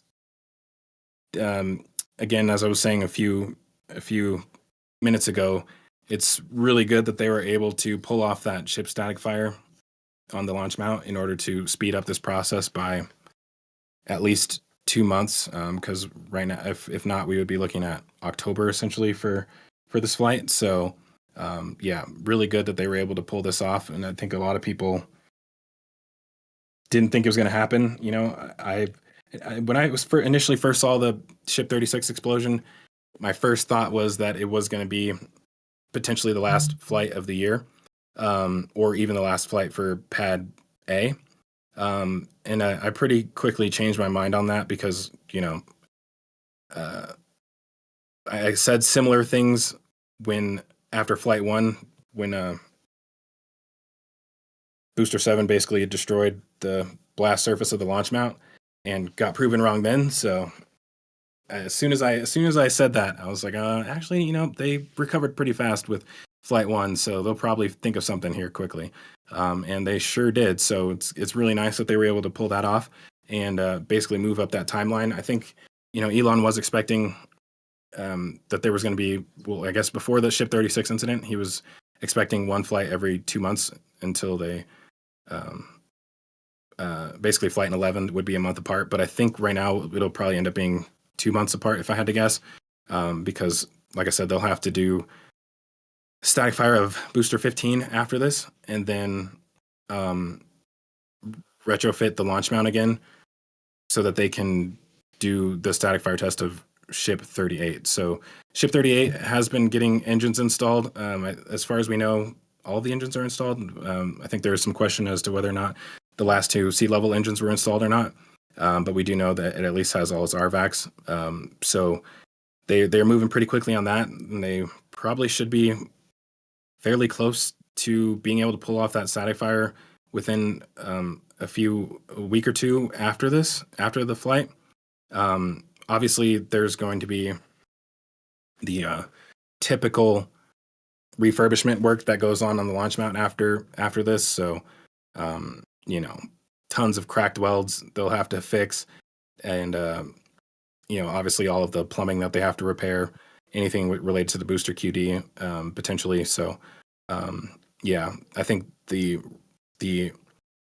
main deciding factor on how long it'll be between flights is how long all of that refurbishment takes, because that'll be determine the static fire sequence. I think they'll probably try to static fire booster 16 within a week or two, probably within a week after this flight, and then they'll finish all that work and then do the static fire test of 38 while they're also doing those repairs. So yeah, probably about 2 months if I had to guess between the next two launches. Quick update, Zach. According to Yazada, Lab Padre is saying the pad is clear, and someone else is saying that they have been seeing some venting. I'm obviously not checking cams right now, so I'm going with what chat says. Yeah, I actually do have the cams up right now on my side. I had to make sure that it wasn't going to mess up the bandwidth on this stream. But yeah, I do see a little bit of venting going on right now. So tank farm starting to wake up here soon. So yeah, exciting day ahead of us.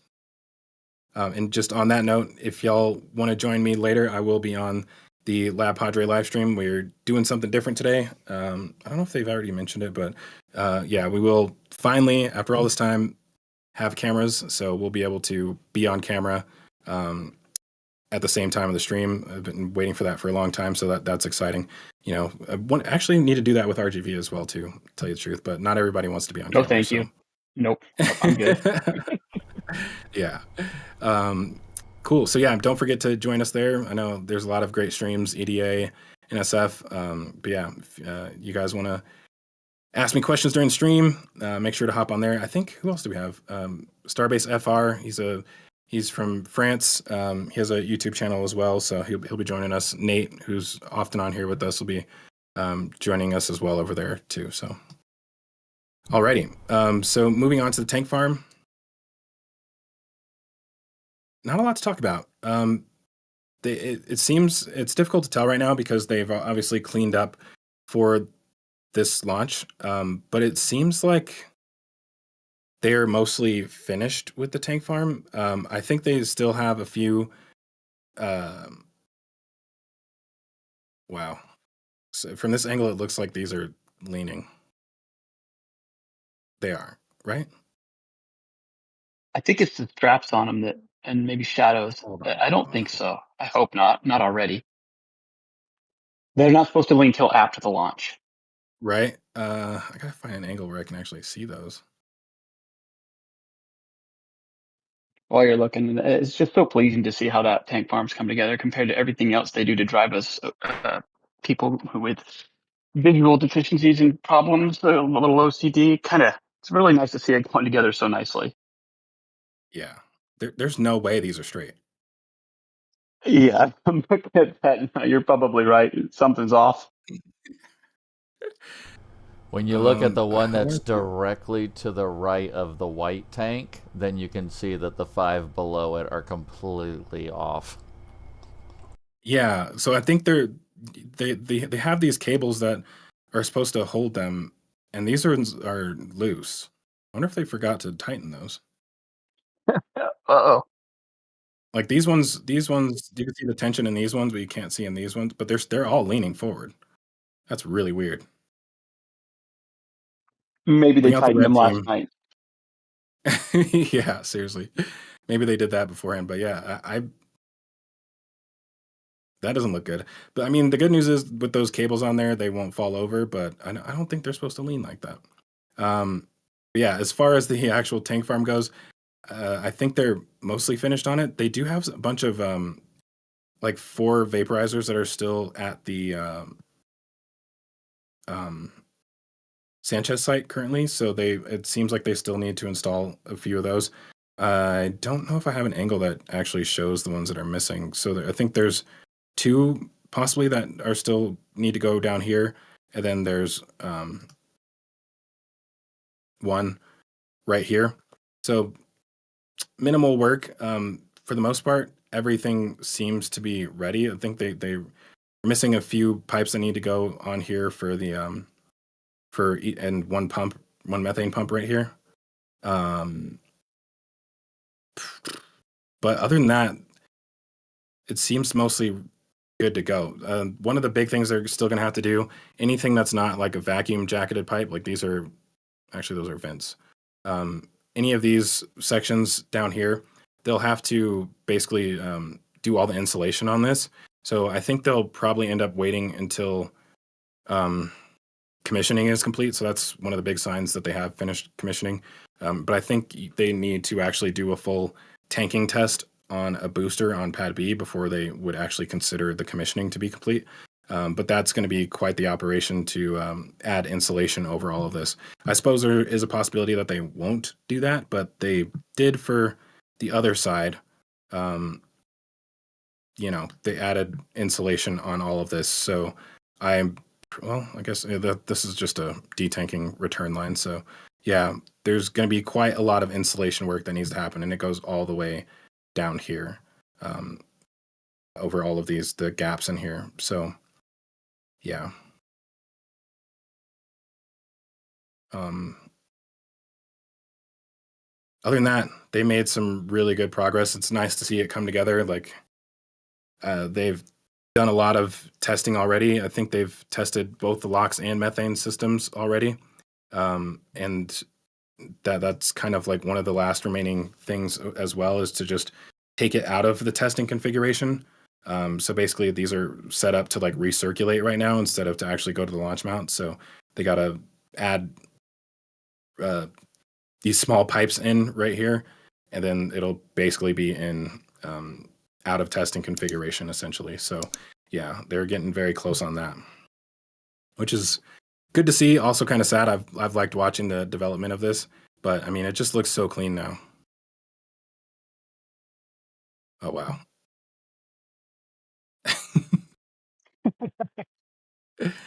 Oh my god. Old tech guy right, Paul was wondering, Zach, if you got to listen to the rocket-powered water pressurizers while you were out at Starbase. No. The gas chambers. I missed that. Dang. Yeah, I mean, I missed it the first one, and then the next one didn't happen until after I got back. But even if it happened the next day, I still would have missed it because I was more focused on finishing up my everything for that episode that I put out. It was difficult because the first day I was down there, it rained pretty hard, and I needed to basically be able to record while I was driving, and I didn't want to do that in the rain. And also I needed to also had scenes that I needed to do outside of the vehicle, which rain wasn't good for. So the first day was pretty much a loss. The second day, Massies was closed. Like I literally got there and they were shutting it down to do testing 17 testing. And so I wasn't able to do it then. So I had to squeeze a lot into the last day that I was down there. And so I was just stressed out. And honestly, I mean, I went to the pad two or three times, but I didn't stay too long because my main focus was getting that done. That was my whole purpose in going down there. So yeah, I did miss that. But on that note, we will touch on that here in a second. I'll show some footage from those tests. Really quickly, they are finishing or about halfway done with the erecting this bunker. Like, what do they call it? The mega bunker? Gigabunker? Really? One of the two. Now I can't remember. It's Mega or Giga. I'm sure Chad will let us know what it is here in a second. It's weird because it's not bigger than the bunker over here. I think if I had to guess, this is basically a large comms building. So this is more than likely replacing this building right here. So yeah, they got. If I had to guess, this would be. Go ahead. I was going to say, I bet that building is the one that's going to that spot at Massies. Oh. Yeah, that's definitely a possibility Wow. size-wise. Yeah, and good point. chat has let us know that it was Mega Bunker. I was wrong. That's a good point, actually. This is. Yeah, size-wise, yeah, it's that sure looks exact like same it's it. size. Yep, and then they need something like that, and since they're replacing it anyway, might as well just move it right over there. Wow. Yeah, that's a good point. That's definitely exactly what's happening. I don't see but it looks like they're making walls for this though. So Could be just a I don't foundation. think they'd be able to lift it on top of the walls. Hold on, let's look at it from another angle. Squirrel. Yeah, I don't know.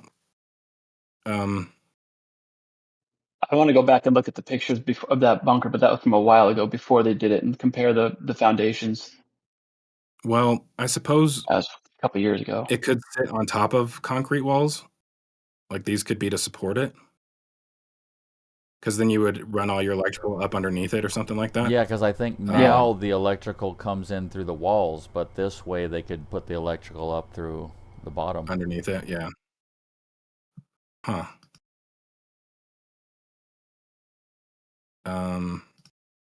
Yeah, I mean, that would make a lot of sense, actually. It is about perfectly sized for that. And this one, I forget. This one, did they roll this one in here? Like, or was this built here? I forget. That was If sections. they, I thought it came in sections, but okay. I Yeah, I think remember there was another one down here at one point, then they removed that. I couldn't remember how this one was delivered. Yeah, that'd be interesting for that to get moved down there like that. But yeah, this should, I'm assuming, replace this building, which honestly to me it's kind of crazy that this is only just now happening. I imagine this would be one of the things that takes the longest as far as getting ready for the first launch on pad B, because moving all of your comms, like not only do you have to finish this building, you have to do all the interior work and then move all of that equipment in there, and then all of the controls and testing that goes with that. I'm surprised this didn't start long ago. Yeah. I thought initially that maybe they could do the first launch out of here, but I just feel like this building is too small to do that. Like, and one of the signs, in my opinion, that this was going to happen was because they don't have the proper amount of cooling on this building. So this is like their entire cooling system right there, versus the bunker at the other tank farm has a fairly large cooling system. Yeah, way bigger cooling system.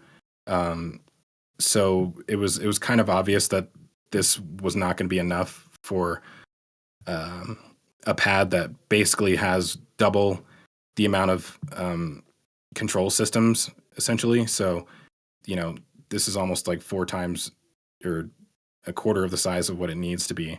So that explains why this is 2 floors, twice as wide, and then you have a second floor as well too. So quite a lot that's going to happen in here. You got a lot of electrical to run from this location over to here, and then actually setting up all that stuff, routing it through the building and all that. It's going to be quite the task. So, yeah. my main question on this new building is, and I know it's been asked in chat too, is what's with the angles? Couldn't they just make it square, normal? They had to go throw something in there just to drive us nuts, didn't they? I feel like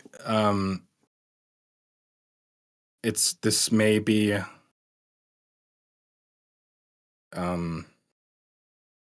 if this continues all the way down, like maybe all of the cooling systems will be placed on top of that, if I had to guess. All right, that's possible. Instead of putting them on the actual roof, you could just put them along this little cutout right there, or maybe it's like a balcony. But I imagine it's, if I had to guess, probably for all of their HVAC systems. Time will tell. But at the same time, there's no reason not to put the HVAC on the roof, other than the fact that you get dust in there every launch. Not like this would be any more protected from that, but it's based onto it. Right. Yeah, SpaceX. Thank you, guys. I still haven't figured out if this is conduit coming up from here, but I think it is. It's not nowhere near enough. Okay, so continuing on, we did have that question related to the gas generator system, and they did do several tests on that this past few weeks, or the past week, and this was one of the better ones.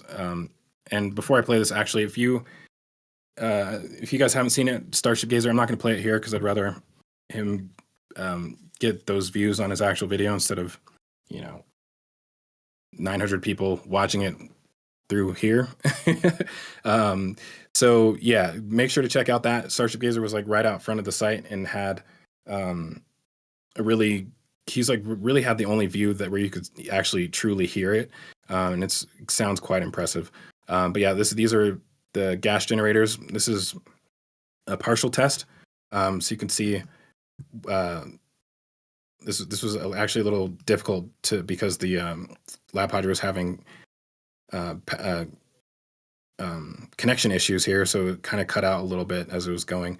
But you can still see that this was quite a lot of gas coming out of this system, and this was actually just a partial test. So I believe this was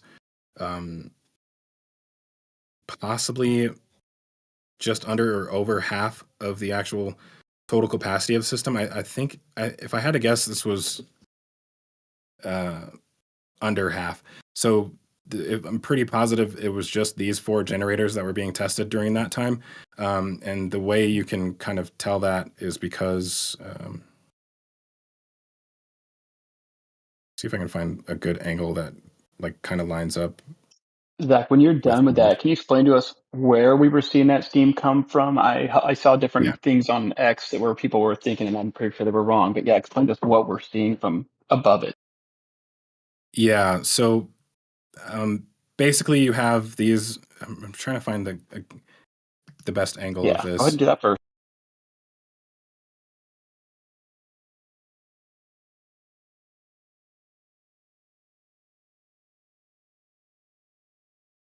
Maybe even this one might work, kind of. So these tanks have, there's 7 vents down here, and I think they're missing some for, there should be more because these vents are just for these 2 tanks, and then they're going to have 2, so there's 2 tanks and then 5, one more that it should be is down here, 2 more actually on this side. So they're missing half of their, or another, 3 vents, I want to say, if not 4. So basically, you have the vents for these tanks. These ones are running in this direction. These ones are running in that direction. And so you can tell based off of the way that gas is shooting up, which ones it's coming out of, in my opinion. So I would expect if it was coming out of this group, that you would be able to see each individual plume, at least at the start, but they're kind of overlapping. And you can actually kind of see them. You can see, but they're moving away from the camera. So they're not straight in line with the camera. They're kind of in line with the actual plume, if that makes sense. So just based off that, I can kind of tell which ones it was coming out of. And if it was all of them, then you would have a second plume coming up from right here. And also, they probably, I don't know if they would start up perfectly at the same time. You would probably see 2 separate plumes coming up. So first you have that initial plume, and then you have some venting coming from down in this area. And so basically that right there is... So these tanks they're missing valves in this system right now. So they need to put valves here, and I think there's one missing over here somewhere. But yeah, the lines coming from the water lines going from the tanks down to the launch mount are missing those valves, so they're just open, and that's where that venting is coming from. The lower vent down here is basically, it's basically coming out of this open flange right here. So basically that means that they were pushing gas through the tanks and out of there. They probably weren't, the valves, if I had to guess, were just barely open.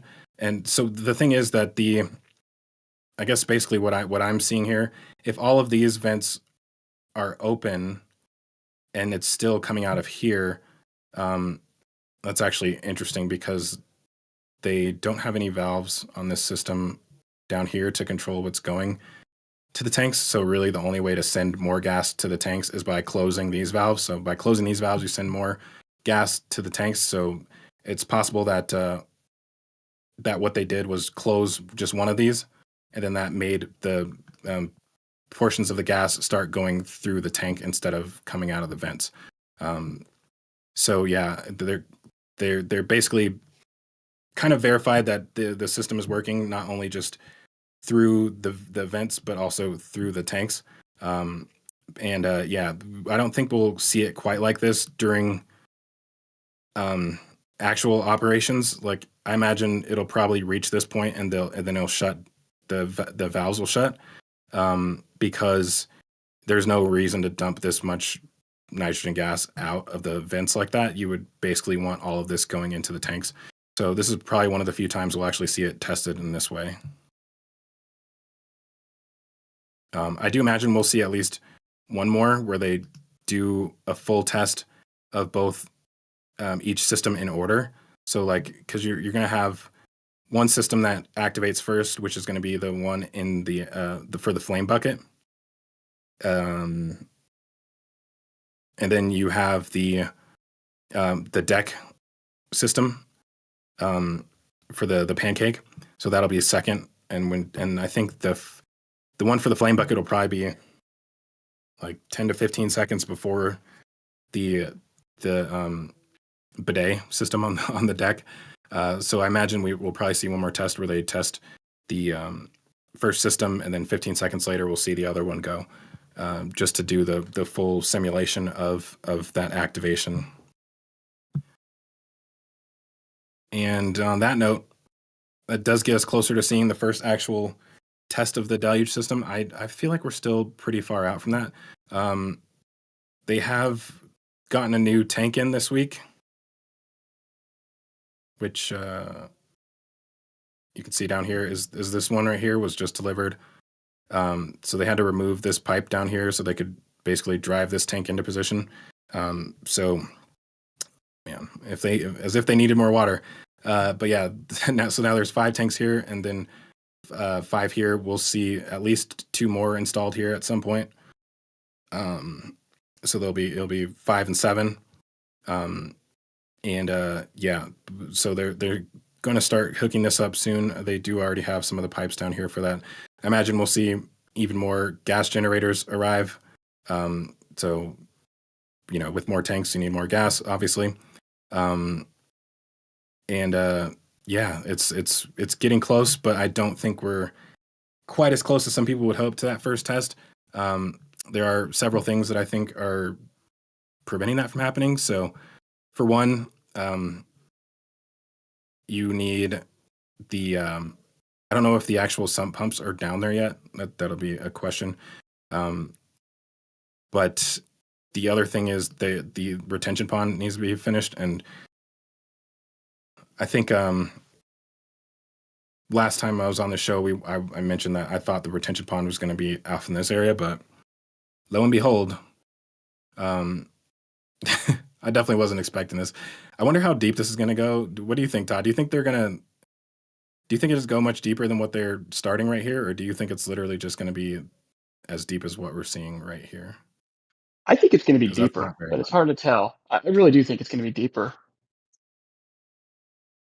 I wasn't watching Yeah, if they did any drilling over there, so it's hard to say with a good guess. But I mean, in theory, I would think it'd be deeper. There's a lot of water that they'd like to catch. The more they can catch, the better for the complaints in the area. But I would think it would yeah, be bigger, just as much as possible. it's like 7 or 8 feet deep, I want to say right now, which is not very much compared to like how much water is there. Yeah, how deep are the original But ones? They're quite a bit deeper, I thought.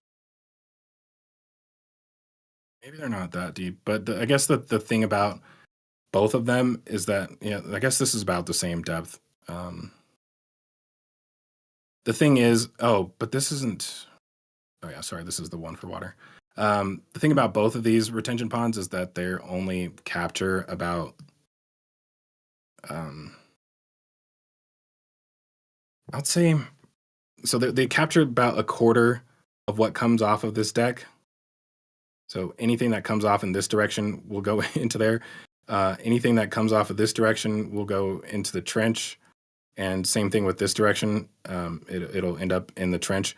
And then this direction will end up on the pad. So I'm not sure what their plan is for that. It's just going to basically end up flying into this wall right here. But yeah, so it only captures a quarter of what's coming off the deck, which is probably an eighth or like a tenth of the total, even less of the total water coming out of the system. Like most of it will end up down here.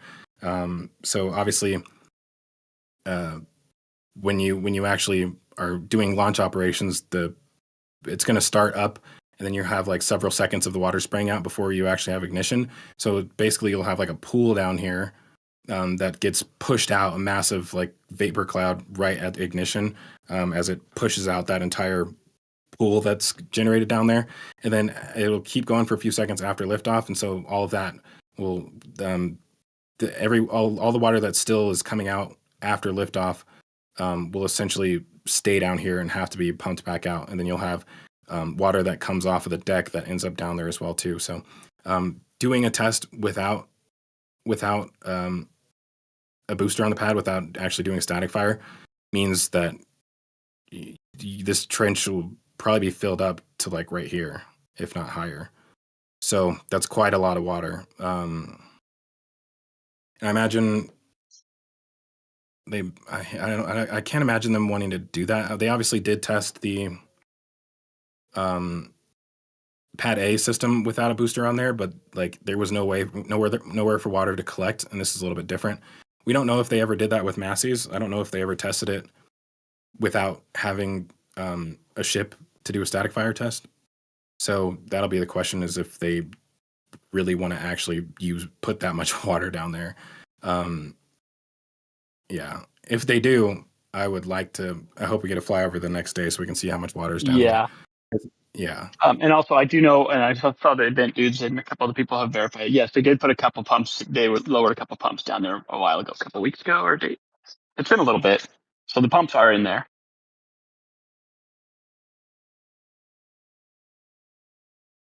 Okay. Yeah, I may have missed that. Yeah, Duke Nukem was wondering, won't they install drains in the areas opposite the water pool? Drains in here? Oh, drains over here. Well, I don't know if they'll be allowed to allow it to discharge off of the pad. Obviously it already does it on pad A, but most of the stuff that comes onto the pad stays on the pad. So I don't think you would want it going into like flowing down into like your storm drains or something like that. And you certainly wouldn't want it ending up in the trench, any part of the trench that's not covered in concrete. You wouldn't want that to happen. So yeah, I'm not sure where it's going to go. Like, I know they brought in the robotic. They brought in those robotics feeders a while ago, the little drone guys, and I know those are used for controlling the flow of water from the areas that now, whether they use it or right, we know how SpaceX normally does water, just leave it standing in a puddle in a square somewhere for a couple months. But I think that they're probably trying to get all that stuff to somehow wrap around and come back would make sense, or to a central drain, another pump that would pump it over there. Makes sense, but yeah. Yeah, I don't know if the pad is slanted down in this direction, but I imagine it's probably not. Like, I can't imagine it flowing all the way back over to here. If so, they need to put... Is this rebar sticking out of here? I think it is. Looks like it. Yeah, so they'll have a little bit of a curb up here, probably be like 6 inches or so, something like that. Nothing too big. So yeah, maybe their intention is for it to flow down in that direction. but I imagine some of it will just end up going down into the trench. Yeah. Yeah. Yeah. So moving on, I want to go back and see those pumps. I haven't seen those yet. So, yeah, they finished the actual staging pad for the boosters and ships, which, as you can see, is pretty thick. And also you can see the embeds plates that are on there. So we do think that obviously you'll have booster transport stands, ship transport stands, and possibly ship static fire test stands. Will be able to come here. So the 4 in the corners would be for the static fire stands. And I think we said a few weeks ago that the possibility was that ships would come straight from Massies to here. But I also think it's possible to go the other direction. And it may not even be anything in relation to Massies. It could just be that when ships land, you need something to place them on top of. And so if you're going to have anything here during launch operations, it would probably be the static fire stand. So like you wouldn't want the transport stand here because it's nowhere near as heavy. And so the static fire stand would be something that could actually sit here during a launch. And then you could just place the ship back on top. There's also the possibility that the static fire stand or the whatever they're going to place the ship on top of could be away from the pad, because you're never going to have a ship coming back within the time that it takes to open the pad again. So it's going to at least be 24 hours at minimum. Unless you have like overlapping launch operations, like one launch and another one's coming in a few hours later. So you would have time to get to the pad, put that stand here for that catch attempt. But you want a place to actually put the ship down on top of, so you don't have to keep it suspended in the air while you bring in the transport stand. So you want that either a transport stand or the static fire stand here, but with the engines basically pointing down, or I imagine the catch will happen over the launch mount.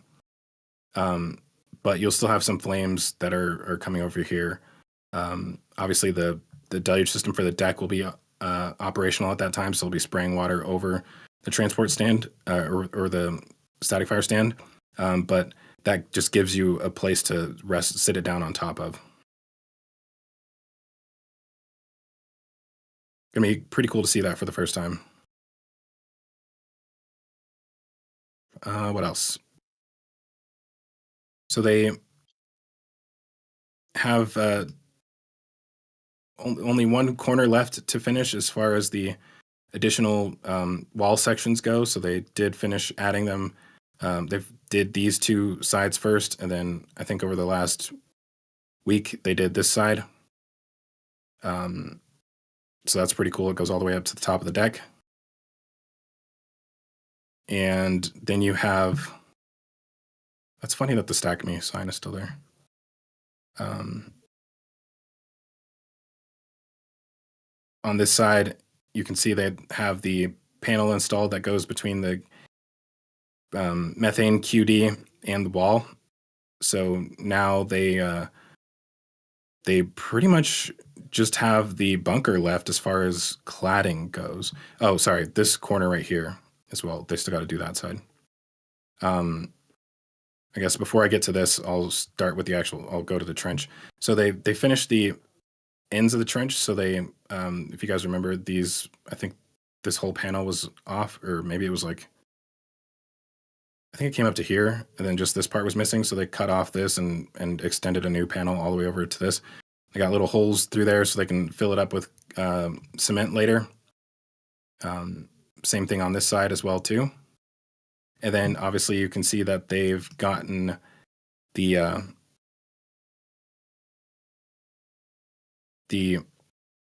panels that go on the corners or the edges. So this basically covers up the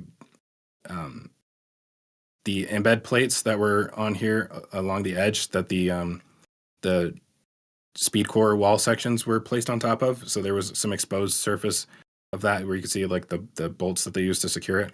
That was visible. And so that this basically covers that. So it basically protects all of that area. Let me see if I can get a better angle of this. I think this makes it look really cool. It's just like, I think the only exposed concrete right now is, this is still concrete, I think, currently.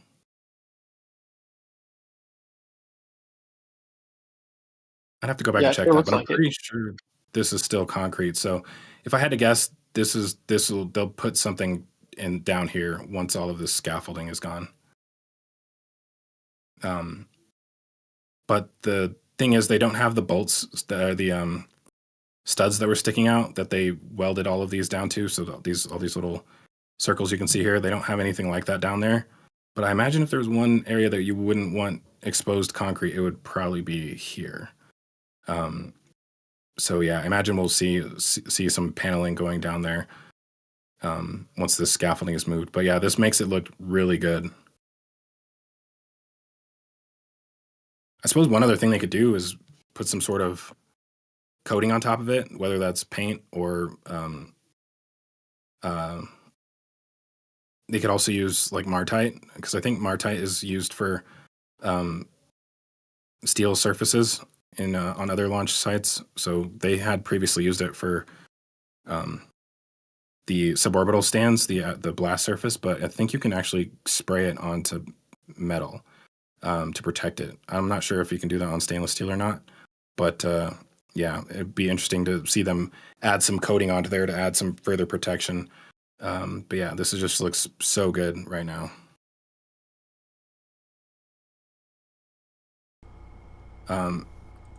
As far as paneling goes, they've also continued with the adding the cladding onto the actual bunker.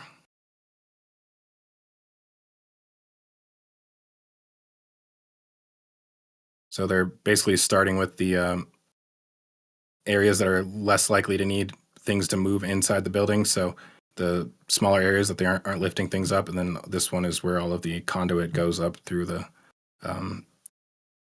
this diagonal part of the bunker. So they're probably going to go all the way up to the top with these ones before they finish these areas. They did add these columns into here on the lower level. Still need to do that on this side, but that will allow them to start doing the cladding in those areas too. And then they'll have cladding for the top as well too.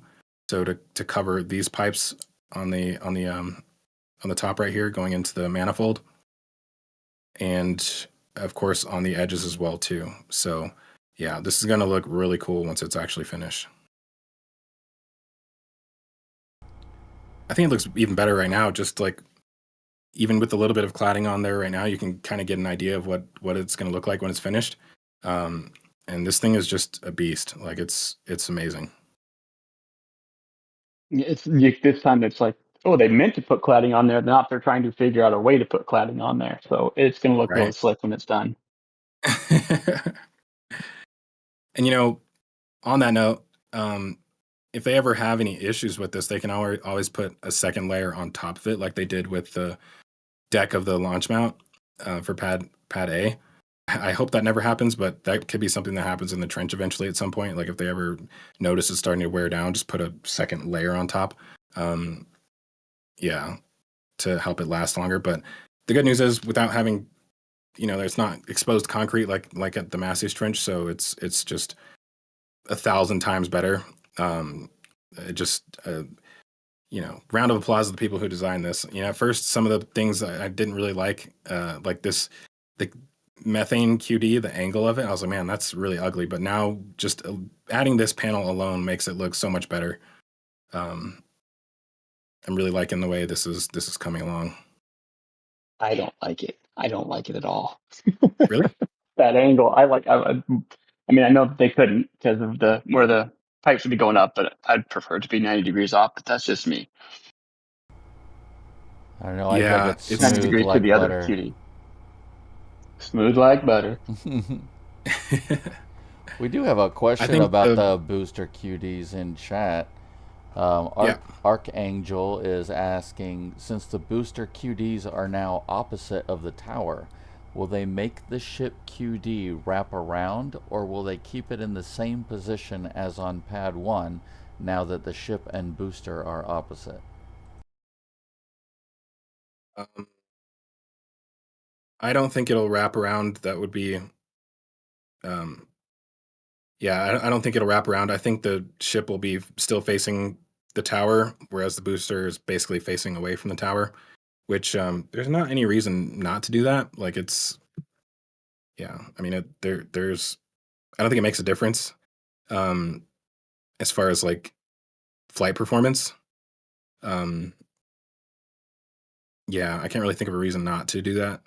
So yeah, having the QD wrap around the vehicle would be ridiculous. Like that's like so much extra weight to make that QD arm even longer. It's already pretty big as it is. But they have started preparing for that QD arm. You can see them up here working on that. I think they've added these brackets right here, which the hydraulic actuators are installed onto. So yeah, they're finally starting to prepare for that QD arm, which is nice. Been waiting for that for quite a long time now. Is this? Oh, okay. I got confused by this right here. Yeah, but it's really coming along. I think they're making great progress right here. Is this actually a walkway that goes around?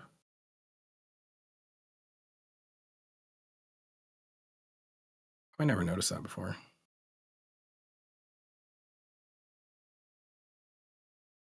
That's interesting. Yeah, shiny object. There But we go yeah, again. right. I don't know. I've never noticed that before. I need to look at. I took a bunch of ground pictures of the tower when I was out there, and I haven't actually reviewed them yet. I'm pretty sure I got those in that image, but yeah, like I said, making really good progress, and it's actually surprising that they're as far along as they are, um, but also still as far away as they are from the first launch off of this pad. Like I said, I still think it's November ish, maybe December. Just thinking in my head, yeah, that seems the most reasonable to me. We'll probably at least see the first like tanking test or something on there like that within the next 3 months, maybe. Yeah, I think they're getting very close to being ready to do that. I mean, as far as the plumbing goes, they may mostly just have to add all of the hoses to connect the QDs to the actual systems inside of the bunker, and then obviously add the final back sections on these for the housing. That's going to look really cool as well too. Let's see. I'm not sure if I missed anything, but do we have any questions for the launch site? We did have one thing by Crane Man. He was wondering, for the flame trench specifically, the area that we were talking about that doesn't have any covers just yet. He was asking, do you think they could extend the deluge ramp pipes towards the steel upwards ramp? So basically extending those pipes to cover that bare section.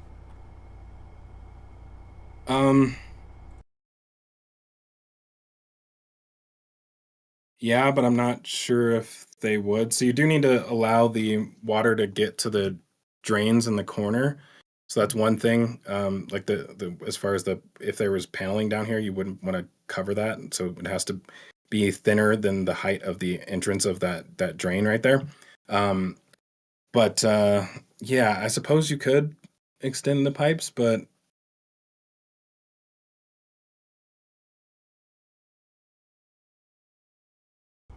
yeah, so they extended these a little bit. You can't really see it from these angles very well.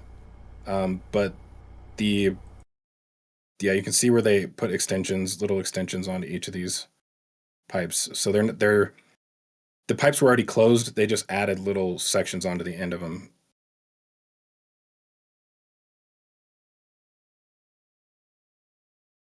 Yeah, hopefully that answered that question. I do think they could extend it with pipes, but I'm not sure how likely that is. I feel like steel plates would probably make the most sense. Absolutely. Cool. Any more questions? I have an update real quick on the bumper. Christoph back in Patreon chat found the original building that we were thinking might possibly get moved and the foundation. And no, that was formed in place. So I do not believe that that's going to be moved over to Massies. The bunker? Correct. The bunker. Yeah, there's a picture in Patreon chat about what it was as it was going up the first two walls. So it's individually, it was built on spot, not trailered in and not trailered in sections. Okay.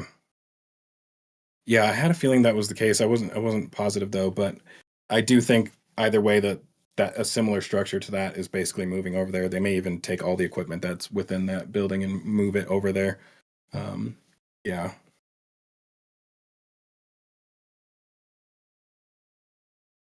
And I don't know if they started this last week, but they have started running some of the hoses for the high pressure gas lines, at least on the methane side, and possibly on the LOX side as well.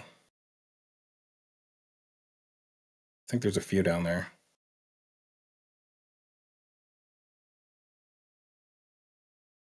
That's cool though. And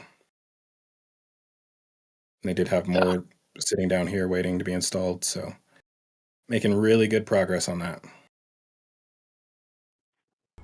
Now, was one of the doors installed? Questions? I know the other door is there, but was one of them installed? One's on the ground over they did there. install one of the doors. Yep.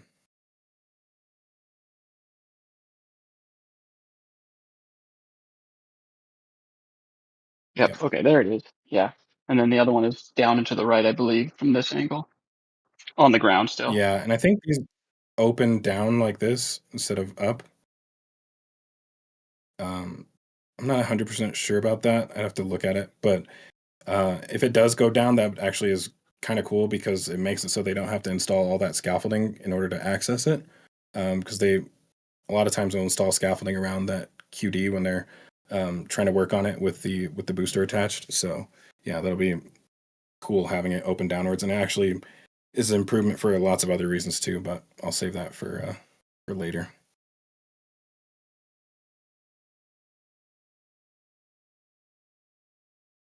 Cool. Any other questions from the chat? Did we cover all the donations or did we miss those? We had a couple donations early on. They got put up on screen, but we did not mention them. Okay, yeah, I know that we had some from Rocket Profit. I think I saw some come in from Duke Nukem for $10. I think you did cover that one. So I remember that question that was asked. Yes, I did cover that question. Awesome. And then our very own Todd said, had a choo-choo comment for $10. Yeah, definitely appreciate all of you guys' donations. And I know we had some, I think we had a few gifted memberships as well too. So sorry if we happen to miss any of those, but definitely appreciate all of your guys' support in the chat. It definitely helps us out. As always, doing the flyovers is not cheap at all. Especially if Mauricio's like with Massies doing multiple orbits around there, it takes a long time to do that. Luckily, the altitude is lower now, so it don't have to spend as much time getting up to altitude. So that kind of helps things out. But yeah, definitely appreciate your guys' donations. It helps us to continue to do this every week and, pay commentators and whatnot. So definitely want to thank all of you guys for that. If you haven't done so already, make sure to hit that like button. And I guess before we go, and you did say that we covered all the questions, right? Awesome. Cool. Well, if you guys haven't done so already, make sure to check out the episode I posted the other day. It is on my CSI Starbase channel. If you haven't checked that out, basically just a history of Massies development. Like I think maybe not the most exciting topic for some people, but a lot of people in the past have asked me to make an episode specifically about Massies, so I decided to finally do that. But yeah, check that out, and also don't forget to tune in to the La Padre coverage for Flight 10. I'll be on there as well too, so we'll see you all there if you happen to come. In the meantime, Todd, thanks for joining me. Appreciate it. I'm gonna send some hate mail to Alex. I'm pretty sure he has some stuff going on, but Yeah, I'm glad to be here. I didn't have thanks for anything helping me going out, on. Todd. No, my pleasure, man. I'm glad I could have been here. It was fun, as always. I appreciate everyone's help and support with this presentation, and just keep it coming. And fingers crossed for a good flight tonight, this afternoon, whatever. Yep. Matt, thanks for handling all the questions and donations. Astro Joe tried to join us today, but he's having some microphone issues, so hopefully we'll have him on next week. My pleasure as always. Alrighty, well with that, I will go ahead and sign off. And see y'all tonight. Thanks for joining us, and I think I'll be on next week too. So we'll see you guys then. And I'll go ahead and pass this off to Todd. Actually, Matt, are you cool with the outro? Because I know last time. I'm not. Matt better be. I had it written down and read it beforehand. I was ready. I can totally do it. Most engines cut Awesome. off. All right, well, I'll pass it off to Todd then. All right. Most engines cut off. Hot staging confirmed. Love you. Bye.